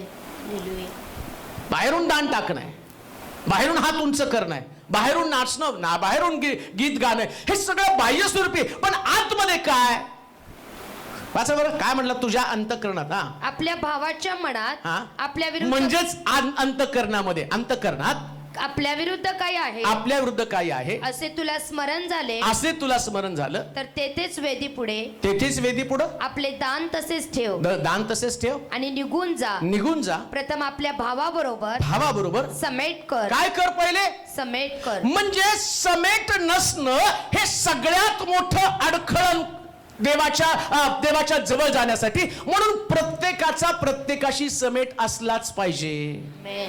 जोरात आम्ही नेऊ द्या, सगळ्यांची समेट असला पाहिजे. मला पटत नाही, मला चालत नाही, ज्याला पटत तो तुम्हाला सांगतो त्याच्याच इच्छेप्रमाणे तुम्हाला वागावं लागणार आहे. मी चुकत नाही, माझं काहीच चुकत नाही, मला हे लोक त्रास देतात, अहो ते नेहमी आमच्यात असतं. आम्हाला नेहमी वाटतं की नाही ते चुकीचे आहेत, मी बरोबर आहे. पण देवाच्या दृष्टिकोनातनं पहिल्यांदा मी चुकीचा आहे. पौल म्हणतो ना मी जगात सगळ्यात मोठा पापी आहे. पौल म्हणतो जगातला सगळ्यात मोठा पापी मी आहे. पौलापेक्षा आमची सेवा किती प्रभावी, ज्यानं अनेक मंडळांची स्थापना केली, त्याच्या सावलीने लोक बरे होत होते. तो म्हणतो जगातला सगळ्यात मोठा पापी मी, माझ्यामध्ये दोष आहेत, माझ्यामध्ये चुका आहे. मन कठीण होऊ देऊ नका, देवाला अशा मनाची गरज आहे. तो म्हणतो अर्पणापेक्षा सुद्धा, तिथं लिहिलंय अर्पण टाकू नको, पहिली जाऊन समेट कर. देव अर्पणाकडे त्याचं लक्ष नाही, त्याचं लक्ष समेटाकडे आहे, त्याचं लक्ष अंतःकरणाकडे, त्याचं लक्ष हृदयाकडे आहे. जो व्यक्ती हृदयातनं लोकांना क्षमा करतो ना, तो देवाच्या अधिक जवळचा असतो. ऐका नीट ऐका, जे स्टेटमेंटचे विधान मी करत आहे ना, या विधानातले आशीर्वाद तुम्हाला समजणार आहे. ज्या दिवशी तुम्हाला ते रहस्य, ते सिक्रेट कळेल ना, त्या दिवसापासून आशीर्वाद, दानातले आशीर्वाद मी तुम्हाला सांगत आहे. पुन्हा मी तुम्हाला सांगतो, दशांश आणि अर्पण यातले खूप मोठे आशीर्वाद आहेत. देव कधीच कोणाकडनं असंच काढून घेत नाही, पण ते देत असताना त्यातले आशीर्वाद त्याला रिव्हील करायचे आणि 100% आशीर्वाद द्यायचे. थोडक्यात मध्ये एक उदाहरण मी तुम्हाला सांगतो. विधवेच्या घरातली शेवटची भाकर विधवेनं एलियाला दिली, तर एलियानं तिला जो आशीर्वाद दिला, 3.5 वर्षाचा पुरवठा त्याला, म्हणजे ही अर्पणातली दशांशातली ताकद आहे. मग ते आशीर्वाद आमच्याकडे काय येत नाहीत, त्याचं कारण मी तुम्हाला सांगत आहे. तो म्हणून समेट पहिल्यांदा कर, आणि ज्या दिवशी तू समेट करेल, समेटाचं अंतकरण, क्षमेचं अंतकरण तुझ्याकडे असेल तर तू देवाच्या जवळ असेल. मग योसेफ देवाच्या जवळ का होता? का 11 पेंड्या त्याच्या पेंडीला नमन करतील, सूर्य चंद्र तारे नमन का करतील? कारण योसेफ मोठ्या पदावरती गेल्यावर सुद्धा त्याची भावंड त्याला म्हणतात, आम्ही तुला विकलं आणि आता तुझे दास, तुझे गुलाम म्हणून आम्ही तुझ्याकडे राहू. त्याच तो म्हणतो, वाईट वाटून घेऊ नका, ही परमेश्वराची योजना आहे. त्यानं त्याला कवटाळलं. त्याचं अंतकरण या लोकांविषयी कुठल्याही प्रकारच्या आढीनं भरलेलं नव्हतं. आज तुमच्या मनामध्ये जर आढी असेल तर लक्षात ठेवा, हे फार मोठे अर्पणाचे आशीर्वाद तुम्ही घालवणार आहात. देवाच्या जवळ नाही पोहोचू शकणार. हे त्याचं अंतकरण देवानं पाहिलं आणि तो म्हटला, योसेफा, लहानपणापासून एक गोष्ट मी तुझ्याकडे पाहत आहे, तुझ्या मनामध्ये कोणाविषयीची द्वेष भावना नाही. म्हणूनच मी तुला सांगतो, 11 पेंढ्या तुझ्या पेंढीला नमन करतील. कोण जाणार आहे देवाच्या दृष्टिकोनातून सर्वोच्च पदावरती? देवाच्या जवळ राहिल्यानं हे आशीर्वाद तुम्हाला अनुभवायला मिळणार आहे. कोणते आशीर्वाद? ह्या अर्पणातले आशीर्वाद तुम्हाला अनुभवायचे, दशांशाचे आशीर्वाद तुम्हाला अनुभवायचे. मला असं वाटतं, मंडळीतल्या प्रत्येक व्यक्तीनं, आणि जो व्यक्ती हे वचन ऐकत आहे, या प्रत्येक व्यक्तीनं अर्पणाचे, दशांशाचे आशीर्वाद अनुभवावेतच. अनुभवावेत. तुम्ही पण सर्वोच्च पदावरती जावं. मग सर्वोच्च पदावरती जाण्यासाठी तसलं अंतकरण पण पाहिजे ना. मग तो काय म्हटला? मनातली आडी ही सुद्धा आम्हाला देवाच्या सहवासापासून त्या ठिकाणामध्ये दूर ठेवणार आहे. म्हणून लक्षात ठेवा, आमच्यामध्ये राग येणं, आबोला धरणं, वैचारिक मतभेद हे आमचे दैहिक स्वभाव आहेत. काही गोष्टी आम्हाला विचारानं एकमेकाच्या खंडित करायची सवय असते, ते वैचारिक मतभेद आहेत. आणि त्याच्या पलीकडे जाऊन आम्ही काय म्हणतो की जाऊ द्या, ना रहेगा बाज ना बजेगी बासुरी, बोलायचंच नाही. वलांडणाचं सण, त्यांना ओलांडून पुढे जाऊ. इथं ओलांडताल, तिथं कसं ओलांडाल? स्वर्गात तर प्रॉब्लेम येईल ना. आणि प्रार्थना काय तुमची? हा झाला तर घेऊन जा. कुठं नेऊन ठेवू तुला? इथं तुझं कोणाशी पटत नाही, तिथं तर गोंधळ घालशील तू. इथं तुला प्रॉब्लेम आहे, स्वर्गामध्ये तर हेच लोक असणार आहे. बरं, असं पण तुम्ही म्हणू शकत नाही, देवा तिथं म्हणाल तुम्ही, हे आले तर मी येत नाही. तिथं काय? तिथं म्हणा बरं, यांना नेलं तर मी येणार नाही. तिथं तो म्हणतो दोघांपैकी एकाला घेऊन जाईल. मग कोणाला घेऊन जाईल? समेट करतो त्याला घेऊन जाईल. जो समेट करत नाही तो खालीच राहील. समेट करा. देवाकडे जाण्यासाठी फार मोठं अडखण आहे. देवाच्या जवळ नाही पोचू शकत आम्ही जर परिवारामध्ये समेट नसेल. आणि कितीही परिवारानं कौटुंबिक प्रार्थना ठेवा आणि व्यक्तिगत प्रार्थना ठेवा, पण समेटच नाही ना. समेट नाही तर कसा परिवार टिकून राहणार आहे? कसं प्रेमात कुटुंबातलं ऐक्य वाटणार आहे? म्हणून काही झालं ना तर तुमचा वाद सूर्य मावळायच्या आत मिटलाच पाहिजे. आणि म्हणतो पुढाकार कोणी घ्यायचा? मी. बरेच लोक मला कोंडीत पकडतात. बाळक साहेब, नवऱ्यानं मला येऊन घेऊन जाऊन प्रार्थना करा. शाबास. भांडण तुम्ही करा, झगडा तुम्ही करा. अहो काय प्रार्थना तुम्ही ऐकाल तर हसाव करडाव समजतं. बदला बघा त्यांचं मन. मी जात नाही आता त्यांनीच मला येऊन घेऊन जावं. वा रे वा, ही कुठली प्रार्थना? मला एका पाळकाच्या मिसेसने फोन केला होता. ते बिचारा पाळक मला सांगायला लागला, अहो गेलो आणायला तिला. मी त्याला विचारायला सांगितलं, जा घेऊन ये, कशाला वादविवाद करतो? आपल्याला सेवा करायची तर सगळं. पाळक साहेब, तुमच्या सांगण्यावरून गेलो, सगळे सासू सासरे सगळे मारायला अंगावर धावून आले. मग सोडून पळून आलो, जीव वाचवून आलो. मग 4-6 महिने गेल्यावर त्याच्या बायकोचा मला फोन आला, बघा ना माझा नवरा मला नेत नाही. तुमच्या नवऱ्याचा मला फोन येऊन गेला. म्हटलं एवढे लोक अंगावर मारायला सोडल्यावर ते कसं तुम्हाला घेऊन जाईल? नाही असं काय झालं नाही. अहो सांगितलं म्हटलं त्यांना. मग आता काय करू? मग अशी प्रार्थना करा ना, परत त्यांनी मला न्यायला घेऊन जायला यावं. म्हटलं आता मी अशी करत नाही प्रार्थना. अजून तुझ्या घरच्यांचं डोकं फिरलं म्हणजे परत तो येणार नाही. एक काम कर, तू स्वतः तिथं जा आणि तो तुला काही बोलणार नाही, कारण तो देवाचा सेवक आहे.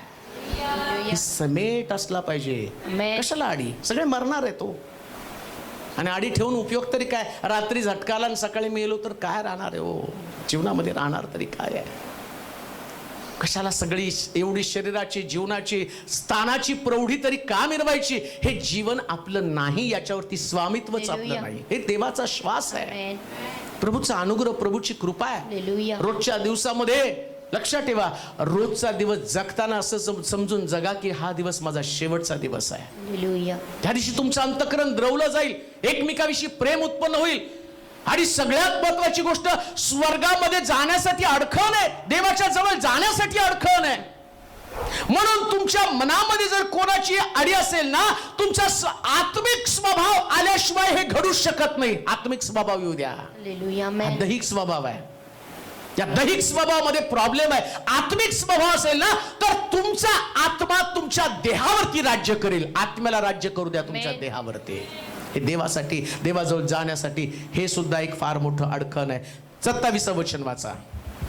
27 वचन. व्यभिचार करू नको व्यभिचार करू नकोस म्हणून सांगितले होते, म्हणून सांगितलं होतं. हे तुम्ही ऐकले आहे. हे तुम्ही ऐकलं आहे. मी तर तुम्हाला सांगतो, मी तर तुम्हाला सांगतो, जो कोणी एखाद्या स्त्रीकडे एखाद्या स्त्रीकडं कामेच्छेने पाहतो, कामेच्छेने पाहतो, त्याने आपल्या मनात त्यानं आपल्या मनात तिच्याशी व्यभिचार केलाच आहे. तिचा व्यभिचार केला आहे. तुझा उजवा डोळा तुझा उजवा डोळा तुला पापास प्रवृत्त करीत असेल, पापास प्रवृत्त करीत असेल तर तो उपटून टाकून दे. उपटून टाकून दे. कारण तुझे संपूर्ण शरीर संपूर्ण शरीर नरकात टाकले जावे, नरकात टाकले जावे, यापेक्षा तुझ्या एका अवयवाचा नाश व्हावा, एका अवयवाचा नाश नाश व्हावा, व्हावा, हे तुझ्या हिताचे आहे. हे तुझ्या हिताचे आहे. तुझा उजवा हात तुझा उजवा हात तुला पापास प्रवृत्त करीत असेल, पापाला प्रवृत्त करत असेल तर तो तोडून टाकून दे. तोडून टाकून दे. कारण तुझे संपूर्ण शरीर संपूर्ण शरीर नरकात पडावे, नरकात पडावे, यापेक्षा तुझ्या एका अवयवाचा एका अवयवाचा नाश व्हावा. असा कोणता अवयव जो तुम्हाला पाप करण्यासाठी प्रवृत्त करतो? कोणता अवयव आहे? कोणतं अडखण? तिसरं अडखण जे सांगितलं त्याला व्यभिचार. आणि या व्यभिचारामध्ये तो म्हटला की एखाद्या स्त्रीकडं तू कामेच्छेनं पाहशील, कामुक नजरेनं पाहशील, तर तो म्हटला तू व्यभिचार करतो. आणि व्यभिचार करणाऱ्या व्यक्तीला तो म्हणतो नरकामध्ये टाकलं जाईल. ऐका, आजच्या दिवसातलं सगळ्यात भयानक पाप जर कोणतं असेल तर ते व्यभिचार. हे कॉमन झालेलं आहे, त्यांना त्या गोष्टीचं काही वाटत नाही. अशा प्रकारची जमात, अशा प्रकारचा समुदाय दिवसेंदिवस आणि बनत चाललाय की त्या समुदायाला, त्या लोकांना असं म्हटलं सदोम गमोरापेक्षा भयंकर पातकं आता होऊ लागलेली आहेत. आणि त्या लोकांना काही वाटत नाही. सगळ्यात मोठी शोकांतिका कोणती माहिती का? आज सेवक जर 2-2, 3-3 लग्न करून ते सेवा करत आहेत, मग कोणता अभिषेक मंडळीमध्ये राहणार आहेत? वडील पदावरती सुद्धा बऱ्याच ठिकाणात आज सेवक म्हणून मी जातो, मला त्या ठिकाणातल्या गोष्टीबद्दल खंत वाटते, वाईट वाटते. कित्येक वेळा गेल्यावर काही दुसरे लोक येऊन सांगतात की पळक साहेब तुम्ही त्यांच्यावर कशाला फिरता, त्यांचा संबंध अमक्या अमक्या मंडळीतल्या स्त्री बरोबर आहेत, त्यांची पत्नी, यांचा संबंध, त्यांचा संबंध. आणि मंडळीला पण ते माहीत असतं, पण तरी सुद्धा मंडळी एकदम शांत चुपचाप बसती. कशी मंडळी देवाच्या जवळ जाऊ शकेल? कशी पोचणारी मंडळी देवाच्या जवळ? कसं देवाचं सानिध्य उतरून येईल? कसं देवाची समक्षता येईल? म्हणून तो म्हटला तुझा डोळा जर तुला पापाला प्रवृत्त करत असेल, काय कर म्हटलं होत्या ना? तो उपटून टाकून काय करून टाक? उपटून टाकून दे. डोळा जर पापाला प्रवृत्त करीत असेल, चर्चमध्ये जर डोळे फिरायला लागले, चर्चमध्ये जर मुलं मुलींना आणि मुली मुलांना शोधायला लागले, तर ते देवापासून दूर जाणार आहेत. आणि वर्शिप बँड मध्ये काय चालू आहे? जी तरुण लेकरं उपासना करत आहे, त्यांच्या उपासनेचं केंद्रबिंदू काय? त्यांना असं वाटतं की कोणावर तरी माझा प्रभाव पडला पाहिजे. आणि शास्त्र काय सांगतं? याच कारणामुळे ते देवापासून अडखळण नाही. दावीद माझ्या हृदयासारखा आहे, उपासक. ऐका, तो माझ्या हृदयासारखा आहे, का तर दाविदाचा पडलेला डेरा मी पुन्हा उभा करेल, त्याची भगदाडं मी बुजवील. रात्रंदिवस देवाची उपासना करणारा दावीद. अडखण कोणतं आलं? युद्धाला जा म्हटल्यावर युद्धाला गेला नाही आणि गच्चीवरती थांबला. एका स्त्रीकडे त्याचं लक्ष गेलं आणि त्या स्त्री बरोबर त्यानं व्यभिचार केला आणि परमेश्वर त्याला म्हटला, तू माझं मंदिर बांधायचं नाही, तू आता माझं मंदिरच बांधायचं नाही. त्याच्या डोळ्यानं पाप केलं.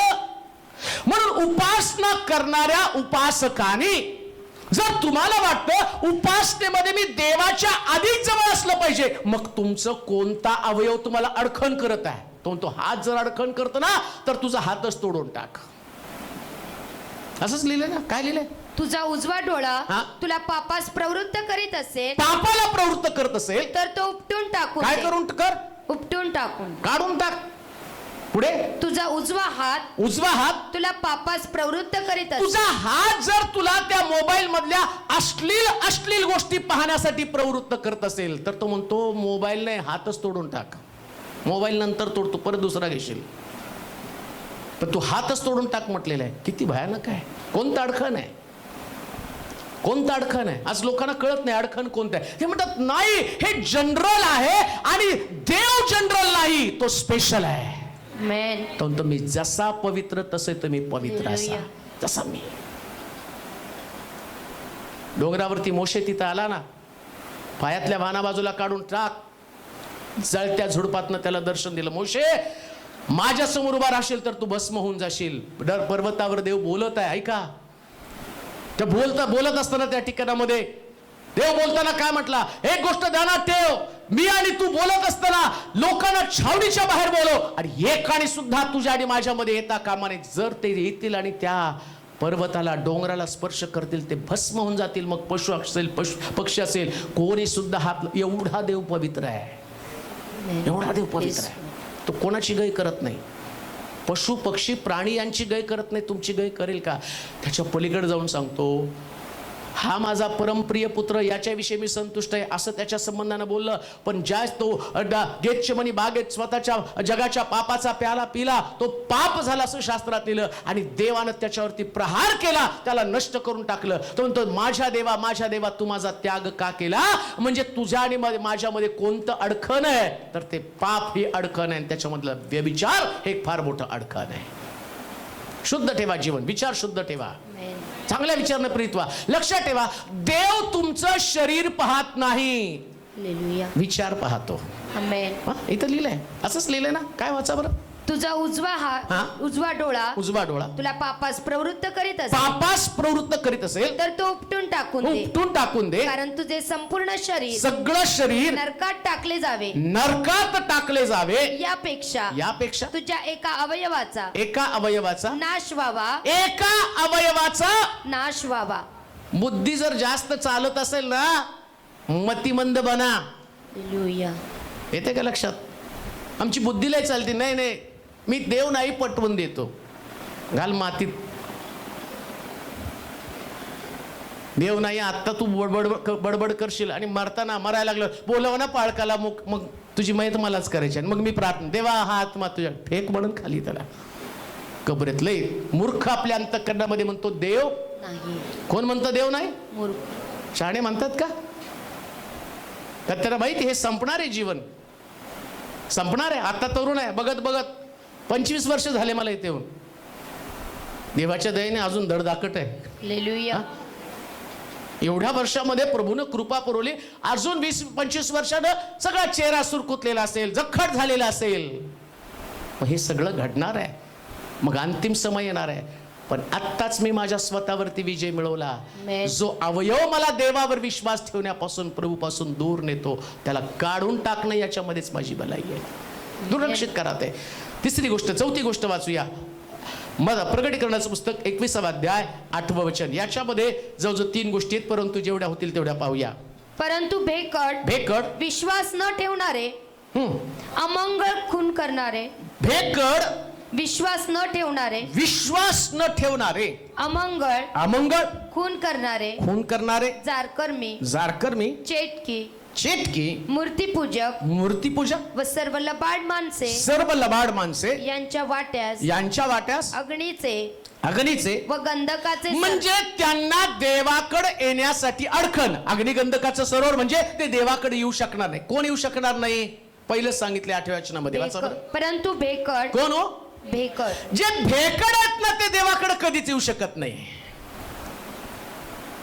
भित्रेपणा असू देऊ नका बरं का. शद्रक मेषक अबेदnego मूर्तीकडे पाहून घाबरले नाहीत. सॉरी, त्या भट्टीकडे पाहून नाही घाबरले. त्यांच्यामध्ये डेअरिंग होतं. काही झालं तर या मूर्तीला दंडवत घालणार नाही. आमेन म्हणा. कधी कधी भीती वाटते. जो मला माणसांसमोर नाकारेल मी त्याला कुणासमोर नाकारेल. कधी कधी माणसांना घाबरतो आम्ही. काय करणारे माणसं जास्तीत जास्त तुम्हाला मारतील, अपमान करतील, याच्यापेक्षा काय करतील. पण तिथं स्वर्गामध्ये देवाने तुमचा अपमान करणं, तुम्हाला नाकारणं परवडणार आहे का? मला प्रार्थना करण्यासाठी अडखण आहे, मला देवाकडं आणि देवावरची श्रद्धा माझी मजबूत व्हावी याच्यासाठी अडखण आहे. का देऊ नाही का? भेकड लोकांना स्वर्ग राज्य मिळणारच नाही. लाख चर्चला याल पण भित्रेपणा तुमच्यात आहे. पण देवाच्या जवळ तुम्ही कधीच पोहोचू शकणार नाही. देवाच्या जवळ डेअरिंगबाज लोकांचा प्रवेश आहे बरं का. डेअरिंगबाज लोक लागतात त्याला. तुम्ही आला असाल, तुमचा समाज, तुमचे लोक यांना नाकारून आला असाल, 100% ॲश्युरन्स देतो तो तुम्ही माझ्या जवळ असणार आहे. 100%. काही लोकांना प्रभूला स्वीकारायचं देवाला आणि निर्णय याचा घ्यायचा असतो की मी जर प्रभूकडे आलो तर माझं घर कोणी चालेल. डेअरिंग नाही होत. सेवा करणं सोपं नसतं. परवाच मी काही पाळक लोकांशी बोलत होतो. त्यास ते म्हटलं की बरं झालं तुम्ही आज आला, नाहीतर आम्ही आता नोकरी करायचं ठरवलेलं होतं. का तर या लॉकडाऊनच्या काळामध्ये सगळं बंद झालं, कसं काय कुटुंब चालवायचं, आणि या सगळ्या गोष्टीचा विचार करत करत मला असं वाटलं की आता घर चालवणं मुश्किल आहे. आणि आम्ही ठरवलं, मी माझी साक्ष त्यांना सांगितले की ज्यास मी आलो आणि त्यावेळेस कशा पद्धतीची परिस्थिती होती, कशा डिग्र्या फाडल्या, कसं कॉल माझा आलेला फाडून टाकला आणि प्रभूची सेवा केली, आणि कसे मला 2-3 रुपये मिळत होते घराघरात प्रार्थनेला गेल्यावरती. जे मुलं जुने असतील त्यांना माहिती आहे, असे हातामध्ये 10 पैसे 20 पैसे देऊन माझ्या हातात 2 रुपये 3 रुपये द्यायचे. त्यास मला वाईट वाटायचं. एवढ्या गरीब लोकांमध्ये सेवा करायची, एवढं चर्च चालवायचं, आणि ज्या चर्चला माझ्याकडं, आणि मी त्यांचं भाडे भरू शकत नाही, काय करावं मला, आणि कधी कधी भीतीनं, आणि मला रात्री झोप येत नव्हती. म्हटलं किती काळ या प्रकारची अवस्था राहणार आहे. आणि 2-3 वेळा मला सुद्धा असं वाटलं की सगळं सोडून निघून जावं. परंतु म्हटलं नाही, आता जर मार्ग धरला ना, शेवटपर्यंत जे होईल ते होईल, त्याच मार्गाने निघालो. आणि त्याचा परिणाम काय आज लोकांना उभं राहून सांगू शकतो. देवाचे प्रिय लोक, डेअरिंग असू द्या, परमेश्वर तुमचा पुरवठा आहे, परमेश्वर तुमचा सहाय्य करताय. ज्या देवाने तुम्हाला बोलवलं, डेअरिंगनी जीवन जगा. या भेकड लोक देवाच्या कधीच जवळ असू शकत नाही. कधीच नाही. डेअरिंग पाहिजे तुमच्यामध्ये. कॉवर्ड्स देव कधीच ऍक्सेप्ट करत नाही. त्यांना भीती असेल तर तुम्ही देवाच्या जवळ जाऊ शकत नाही. पण तुमच्याकडे निधडी छाती पाहिजे. पावलाकडे ते ख्रिस्ताच्या प्रीतीपासून मला कोण विभक्त. मरण संकट. मरणाला घाबरत नाही म्हणजे संपलंच की हो. माणसाला सगळ्यात शेवटचा शत्रू कोण आहे?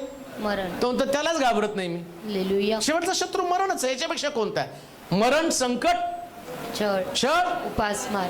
हा उपासमार. मी देवाकडे आल्यावर मी उपाशी राहील. कसलं उपाशी राहतो? देव तुम्हाला उपाशी ठेवतो का? आणि दुष्काळ पडल्यावर येलेला मांस आणि भाकर दिली. उलट देव त्याच्या लोकांना भारी देतो. मटन. काय देतो? डोंगरावर मासे. काय डोंगरावर दिलं? सगळं प्रोटीन युक्त देव देतो. ते म्हटले अहो यांच्याकडे काय नाही, हे उपाशी आहेत, काय फिकर करते हो? डोंगरावर कुठं भाकरी येतील? अरे चिंता तुम्ही करू नका. रानात मी भाकरी दिला, डोंगरावर देणार नाही का? कशाची भीती बाळगता? डेअरिंग असू द्या देवाच्या मार्गामध्ये चालताना. प्रभू सगळं काही देणार आहे. जी मुलं वाजवतात, गातात, काळजी करू नका बरं का. आपल्या भविष्याकडे बिलकुल बघू नका. तुमचं भविष्य देवाच्या हातामध्ये सुरक्षित आहे, आणि त्याच्यासाठी माघारी पण जाऊ नका. डेअरिंगनी त्याच्या मार्गामध्ये चाला. तुम्ही देवाच्या जवळ पोचाल. दावीद देवाच्या जवळ पोचला म्हणून 7-8 भावंडांपैकी त्याला निवडला. 8वा तो म्हणतो दावीद का? त्याच्यात डेअरिंग आहे. गल्ल्या त्याला पाहून शाऊल घाबरून लपून बसला आणि दावीद म्हणतो मी लढतो. अरे काय तुझ्यात तुझी टेस्ट म्हणी काय? एक मेंढरूस आज अस्वल घेऊन गेलं, सिंह घेऊन गेलं, मी आणलं. अरे हा गल्ल्यात आहे, तो सिंह नाहीये. हा मला माहिती आहे, पण परमेश्वराच्या नावानं मी त्याच्यावर चाल करून जाईल. हे डेअरिंग पाहिजे प्रियांनो. लेचपेचं जीवन जगू नका. देवाच्या जवळ जायचं तर तुमच्यामध्ये भित्रेपणा नकोय. देवानं आम्हाला भित्रेपणाचा नव्हे तर कसला आत्मा दिला? सामर्थ्याचा. अहो आम्ही पॉवरफुल लोक आहेत. हालेलुया. लोकांना आमची भीती वाटली पाहिजे. आम्ही काय लोकांची भीती बाळगायची? आमेन. पैशाला सुद्धा आमची भीती वाटली पाहिजे. खातो का काय सगळा? देवाच्या लोकांना कशाला पैशाची भीती? हालेलुया. देव पैशाची भीती. जा समुद्रात जा. काय करू प्रभू? एक मासा आहे. मग जा गळ टाकला 2 नाणी सापडतील. अरे पैसे पण देव समुद्रात माशाच्या पोटांमध्ये ठेवतो. कशाला चिंता करता? आमेन. मग घाबरायचं नाही. आपण चर्च बांधायचं मोठं. Amen. We are not cowards. आम्ही भित्रे नाहीत. आमेन. आम्ही पॉवरफुल लोक आहोत. आमेन. अजून एक गोष्ट मी तुम्हाला सांगतो. चर्च बांधायचं, हे चर्च बांधायच्या अगोदर आपण गरीब होतो. चर्च बांधल्यावर श्रीमंत झालो. हालेलुया. आता देवाला काय मला टाटा बिर्ला बनवायचं काय माहित नाही. अजून मोठं बनवायचं असेल. एक बांधलं मंदिर तर देवाने याच्यापेक्षा भारी केलं. म्हणून जे लोक मला YouTube वरून ऐकतात ना, हे चर्च तुमचंच आहे. तुमच्यासाठीच आम्हाला बांधायचंय, मोठं करायचंय. कॉवर्ड्स बनू नका. चांगले सामर्थ्यशाली बना, डेअरिंग बाज बना. तुमचा पैसा इथं गुंतवा. 100% देव तुम्हाला श्रीमंत करेल. आणि गुंतवत आहेत बरं का, बरेच लोक गुंतवत आहेत. हालेलुया. एक व्यक्ती मला रोज 10 रुपये 5 रुपये पाठवतो गुगल मीट वरून, त्या गुगल पे फोन पे वरून 10 रुपये 5 रुपये मला रोज पाठवतो. मी पोरांना दाखवतो, म्हटलं रे 10 रुपये 5 रुपये कुठपर्यंत सांभाळू? म्हणजे त्याला माहिती आहे ही गुंतवणूक आहे. आमेन. देवाच्या राज्यामध्ये जास्त तुम्ही चालताना तुम्ही स्वतःचा विचार करू नका. पुढे वाचा आता. पुढं. परंतु भेकड विश्वास न ठेवणार. तिसरी गोष्ट विश्वासहीन. कोणती गोष्ट अडखण आहे? विश्वास नसणं हे सगळ्यात मोठं अडखण आहे. विश्वास धरा. काय विश्वास धरायचा? तो माझ्या बरोबर आहे. काय विश्वास असला पाहिजे? माझ्या बरोबर आहे. बोला, काय असला पाहिजे? तो माझ्या बरोबर आहे. मी आजारी हा विश्वास नाही पाहिजे. मग काय विश्वास पाहिजे? तो माझ्या बरोबर आहे. मला शुगर आहे हा विश्वास नकोय. मग काय? तो माझ्या बरोबर आहे. कोण माझ्या बरोबर आहे? परमेश्वर. मग किती शुगर वाढली तर तो तुमच्या बरोबर आहे. नॉर्मल तोच करेल ना. आमेन. हा विश्वास आहे. हालेलुया. मी कर्जबाजारी हा विश्वास नकोय. मग काय? परमेश्वर. कोण माझ्या बरोबर आहे? परमेश्वर. मग परमेश्वर तुमच्या बरोबर आहे तर परमेश्वर काळजी घेईल ना. आमेन. सिंहाची तोंड बंद केली, सावकाराची बंद करणार नाही का? हालेलुया. दात पाडेल, त्याची काळजी करू नका. हालेलुया. म्हणून डोंबलं भर करू पण नका बरं का. नाही तर दात तो पाडणारे म्हणलं जातील पेशव्या घेऊन, द्या अजून 2-4 लाख रुपये आम्हाला. नाही, काळजी करू नका. परमेश्वर तुमच्या बरोबर आहे. तो तुमच्या बरोबर. हा विश्वास. आमेन. मी बरा आहे, प्रभूनं मला बरं केलं, हा विश्वास. आमेन. हा कोणतरी जोरात आमेन म्हटलं. कोण म्हटलं? इवा का शिपा? आमच्या बरोबर देव आहे. विश्वासहीन असणारे लोक देवाच्या जवळ जाऊ शकत नाही. बऱ्याच लोकांमध्ये विश्वास नाही. शिष्यांकडं त्यांच्या 200 रुपये, 200 का 300 किती की 200 रुपये, ते 200 रुपयावर त्यांचा विषय. एवढ्याला भाकरी पुरतील का? नाही जवळ जाऊ शकले. एक मुलगा म्हटलं माझ्याकडे 5 भाकरी 2 मासे आहेत. प्रभूजी बघा काय होतं का, घेऊन ये म्हटलं.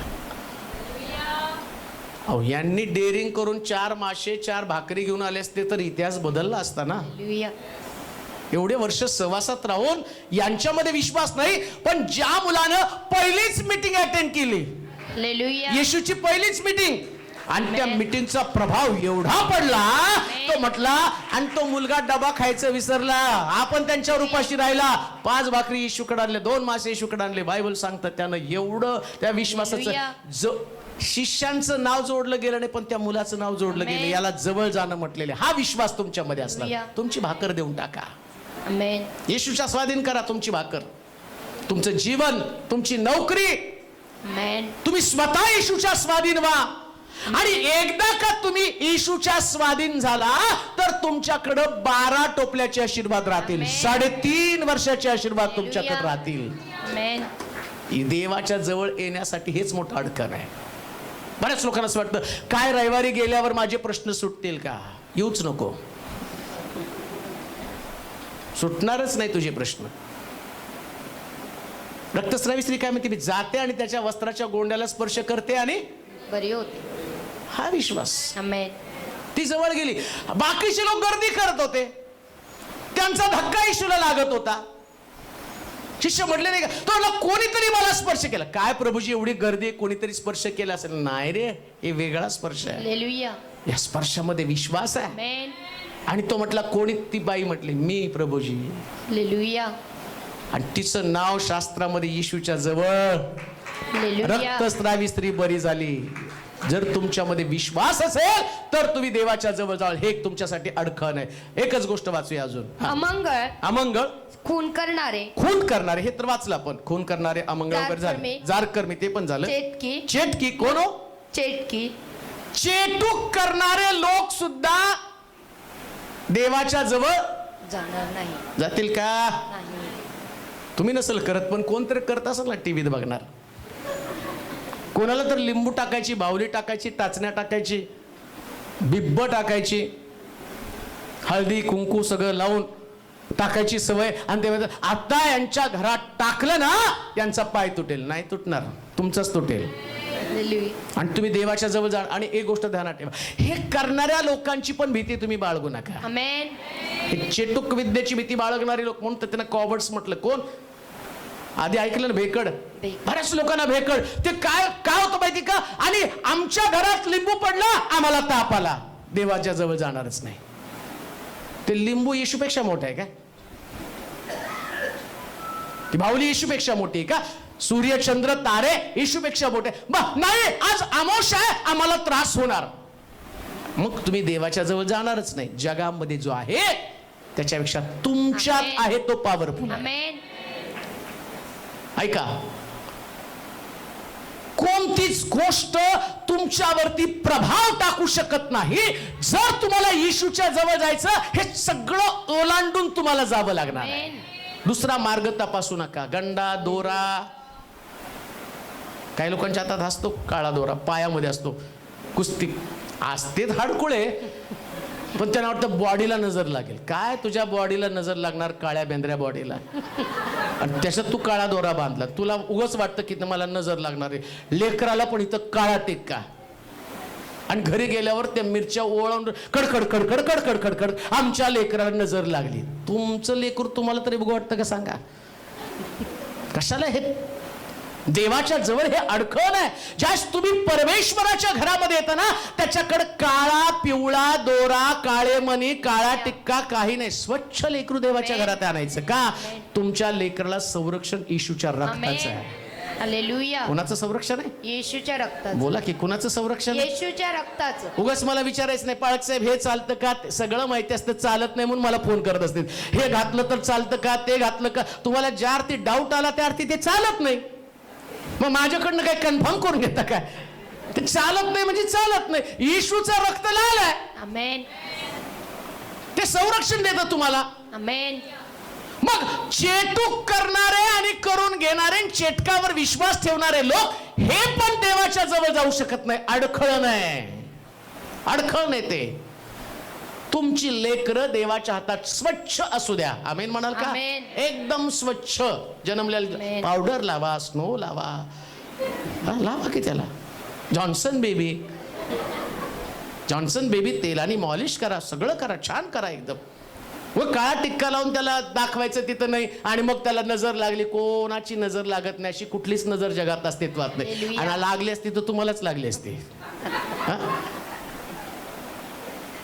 पुढे वाचा एक शेवटची गोष्ट. प्रकटीकरणाचं पुस्तक 22 अध्याय 15 वचन. कुत्रे, चेटकी, जारकर्मी, खून करणारे. 22 अध्याय 15 वचन. कुत्रे, चेटकी, जारकर्मी, खून करणारे, मूर्तीपूजक, लबाडीची आवड धरणारे, व लबाडी करणारे सर्व लोक बाहेर राहतील. म्हणजे ते देवाच्या जवळ येऊ शकणार नाही. कोण येऊ शकणार नाही? आता कुत्र्यांचं नाव सांगितलं. त्याने काय पाप केलं कुत्र्यानं? मग असं देवाला बोलायचं काय होतं? हे कुत्रे देवाच्या राज्यात येऊ शकणार नाही. अजून पवित्र शास्त्रामध्ये कुत्र्या संबंधाने एक वचन दिलं, डुकरा संबंधाने. डुकरा पुढे आपले मोती टाकून. मग डुकर स्वर्गाच्या राज्यात नाही पाहिजे, कुत्रे का स्वर्गाच्या राज्यात नाही म्हणतो? ते माझ्याजवळ येऊ शकत नाही. आहे तरी कोण? डुकराला म्हटला, तो म्हटला यांना वचनाचं महत्व नाही, त्यांच्या पुढे मोती टाकू नकोस. ज्यांना देवाच्या वचनाची किंमत नाही त्यांच्या पुढे मोती टाकू नकोस. बरेच लोक मला समजावून जातात, बाबासाहेब या ना, माझा मुलगा देवाच्या वचनावर विश्वास ठेवत नाही, तुम्ही त्याला समजावून सांगा. काय अडलंय माझं? इथं ऐकणारे एवढे लोक आहेत, त्यांना सोडून मी त्याच्यावर मेहनत घेऊ? अरे तुला तुझं तारण करायचं, तुझं तारण तू सिद्ध करून घे. तू नाही आला तर तुझं नुकसान होणार, देवाचं थोडं नुकसान होणार आहे. तो बोलावलेले पुष्कळ आहेत, निवडलेले थोडके. मग तो डुकरां संबंधाने म्हणतो त्यांच्या पुढे मोती टाकू नको, पण कुत्र्या संबंधाने म्हणतो हे कुत्रे स्वर्गाच्या राज्यात येणारच नाहीत. कोण आहेत जे देवाकडे जाण्यासाठी अडखण आहे? काय या कुत्र्यांचं वैशिष्ट्य माहिती का? कुत्रे आपल्या ओकीकडं परत. हे कुत्रे जे आहेत ना, ते आपल्या ओकीकडं परत जातात. म्हणजे प्रभू कोणाला म्हणत आहे हे माझ्याजवळ नसणार आहे. एकदा पश्चाताप करून ओकी केली, पाप सोडलं, परत जाऊन ते पाप करणं म्हणजे ओकीकडे परत जाणं. एकदा पाप सोडलं आणि परत ते पाप करायची तुमची इच्छा झाली की तो म्हणतो हे लोक स्वर्गाच्या राज्यामध्ये कधीच येणार नाहीत. पाप सोडलं, तुम्हाला कळलं हे पाप आहे, पण कालांतरानं पुन्हा तुम्हाला ती पापाची भावना जागी झाली आणि तुम्हाला असं वाटलं नाही, आता मला दारू पिणं, आता मला सिगारेट ओढणं, आता मला व्यभिचार करणं, आता मला जारकर्म करणं, आता मला शिवीगाळ करणं. सोडलं होतं तुम्ही सगळं. तुमचा देवावरती विश्वास होता, चर्चला तुम्ही जात होता, पूर्वी तुम्ही जात नव्हता, पण तुमचं तारण झालं, तुमचा उद्धार झाला, तुम्हाला प्रभू समजला, तुम्ही बाकीचं सगळं ओकून टाकलं आणि आता त्या गोष्टी तुम्ही करत नाहीत. आता तुम्ही सगळ्या गोष्टी देवाच्या वचनाला तुम्ही महत्व देतात. पण कालांतरानं सैतानानं तुमचं मन बिघडवलं. हे युद्ध शेवटच्या दिवसापर्यंत, तुम्ही कबरेत जाईपर्यंत हे युद्ध चालू असणार आहे. कबर हेच तुमच्या युद्धाचा अंतिम दिवस आहे. तोपर्यंत तुम्हाला युद्ध लढावं लागणार आहे. तोपर्यंत सैतान तुम्हाला ट्रॅपमध्ये अडकवणार आहे. ज्या दिवशी एखादं सोडलेलं पाप तुम्ही परत करायला जाता, सोडलेल्या गोष्टी असेल, स्वभाव असतील, मी तुम्हाला नुसतं पाप म्हणत नाही, तुमचे स्वभाव पण तुम्ही सोडलेले असतात. आठवा तारणाचा दिवस. किती तुमचा स्वभाव चांगला बनलेला असतो, किती प्रेम करणार असतं, किती संयमी, किती सहनशील, किती ओतप्रोत ख्रिस्ताच्या प्रीतीने भरलेले असतात. तुम्हाला मान, अपमान, राग, लोभ या कोणत्याच गोष्टी तुमच्या अवतीभोवती सुद्धा फिरत नसतात. पण कालांतरानं पुन्हा तुमच्यात तो राग आला, पुन्हा तुमच्यामध्ये द्वेष आला, पुन्हा तो मत्सर तुमच्यामध्ये आला, ज्याच्यामुळे तुम्ही देवाकडे जाण्यापासून वंचित होता. परत त्या गोष्टी तुम्ही आत्मसात केल्या. मग तो काय म्हणतो? हे कुत्रे स्वर्गाच्या राज्यामध्ये येऊ शकत नाही. देवापासून, देवाच्या जवळ जाण्यासाठी हे सुद्धा फार मोठं अडचण आहे. कोणतं? ओकीकडे परत फिरणं, सोडलेल्या गोष्टी परत जवळ करणं. आणि म्हणून लक्षात ठेवा, प्रभूकडे जाऊन आम्ही क्षमा मागितली पाहिजे आणि म्हटलं पाहिजे, प्रभूजी आज माझं अडखण मला कळालं. म्हणून म्हटलं त्यांची कर्म त्यांना देवाकडे वळू देत नाहीत. देवाकडे वळण्यासाठी काय अडखण आहे? कर्म. कोणती कर्म? हे एवढी कर्म आम्ही ऐकली. मग आज या दुपारच्या समय आम्ही देवाकडे काय प्रार्थना केली पाहिजे? प्रभूजी मला ताकद दे, या कर्मातनं बाहेर पडून मी तुझी सेवा करू शकेल, मी तुझ्या मार्गामध्ये चालेल. आपण आपल्या जागेवरती उभं राहूया, आपले डोळे बंद करूया, आपल्या मान आपण झुकूया, आपली मस्तकं आपण लवूया. प्रभूचं वचन आपल्याकडे आलेलं आहे. कोणी कोणाकडे लक्ष देऊ नका. आज दुपारी मला देवाकडे जायचंय, माझ्या जीवनातलं अडखळण मला दूर करायचंय. कोणतं अडखण माझ्याकडे आहे? कोणती गोष्ट जी माझ्याकडे आहे, जी देवाला पसंत नाही? आज मी प्रामाणिक राहणार आहे.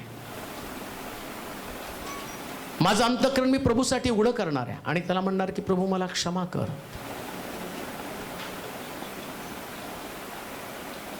देवाच्या जवळ जाणं यातच आमचं हित आहे. 5 दिवस असे सरणार. जगाची परिस्थिती जी भयानक आहे ती दिवसेंदिवस अति भयानक बनणार आहे. देवाचा पुत्र ढगावरती बसून येणार, परंतु जे सिद्ध, जे तयार, ज्याने वचनानुसार आपलं जीवन नीट केलं, त्यांना तो घेऊन जाणार आहे. चला आज या दुपारच्या समयी आपण स्वतःचं समर्पण करूया आणि प्रभूला म्हणू, प्रभूजी मला बदलून टाक. हे सर्व समर्थ देवा, आम्ही नम्रतेने तुझ्या समोर येत आहोत. व्यक्तिशः मी माझं जीवन तुझ्या स्वाधीन करतो. ज्या गोष्टी तुला पसंत नाही त्या आमच्यामध्ये आहेत, आम्ही प्रामाणिकपणे कबूल करतो देवा. परंतु यातून आम्हाला सुटायचं आहे. लहानातल्या लहान गोष्टी ज्या तुझ्यामध्ये आणि माझ्यामध्ये एक बिघाड निर्माण करत आहे, जी मला देवाच्या जवळ जाण्यापासून अडखण करत आहे, अशी सगळी अडखळणं, त्या धोंडी आम्ही बाजूला करत आहोत. ऐकणाऱ्या प्रत्येक व्यक्तीला मी तुझ्या स्वाधीन करतो प्रभूजी. जगामध्ये तुझ्याशिवाय दुसरं काहीच महत्वाचं नाही, केवळ तूच महत्वाचं आहेस. तुझ्याशिवाय जीवनच अपूर्ण आहे. म्हणून आज आम्ही आमचं समर्पण तुला करत आहोत प्रभूजी. आमचा ताबा घे, आमच्या विचारांचा, आमच्या कृतीचा ताबा घे. नको असलेल्या सगळ्या गोष्टी निघून जाऊ दे आणि तुला आवडणारं जीवन जगण्यासाठी तुझा अनुग्रह तो आम्हाला पुरवून दे. तुझी संगती, तुझा सहवास आणि तुझं वचन ज्याच्याद्वारे आमचं जीवन भरपूर प्रमाणामध्ये समृद्ध होऊ दे प्रभूजी. तुझ्या लोकांवरती तुझा अनुग्रह राहू दे. ख्रिस्ताच्या आगमनापूर्वी अनेक लोकांनी आपली अडखळणं दूर केली असू दे. आणि प्रभूजी याच्याद्वारे केवळ तू आणि तूच उंचाविला जा. तुझ्या नामाचं गौरव होऊ दे. धन्यवाद दे, तुझी स्तुती करत तुला महिमा दे. येशूच्या नावात ही प्रार्थना विनवणी केली म्हणून तू ऐक. आमेन. आता देवबापाची प्रीती, प्रभू येशू ख्रिस्ताची कृपा, पवित्र आत्म्याची सहभागिता तुम्हा सर्वांबरोबर आता आणि सदा सर्व काळ असो. आमेन. ज्यांना प्रार्थना करायची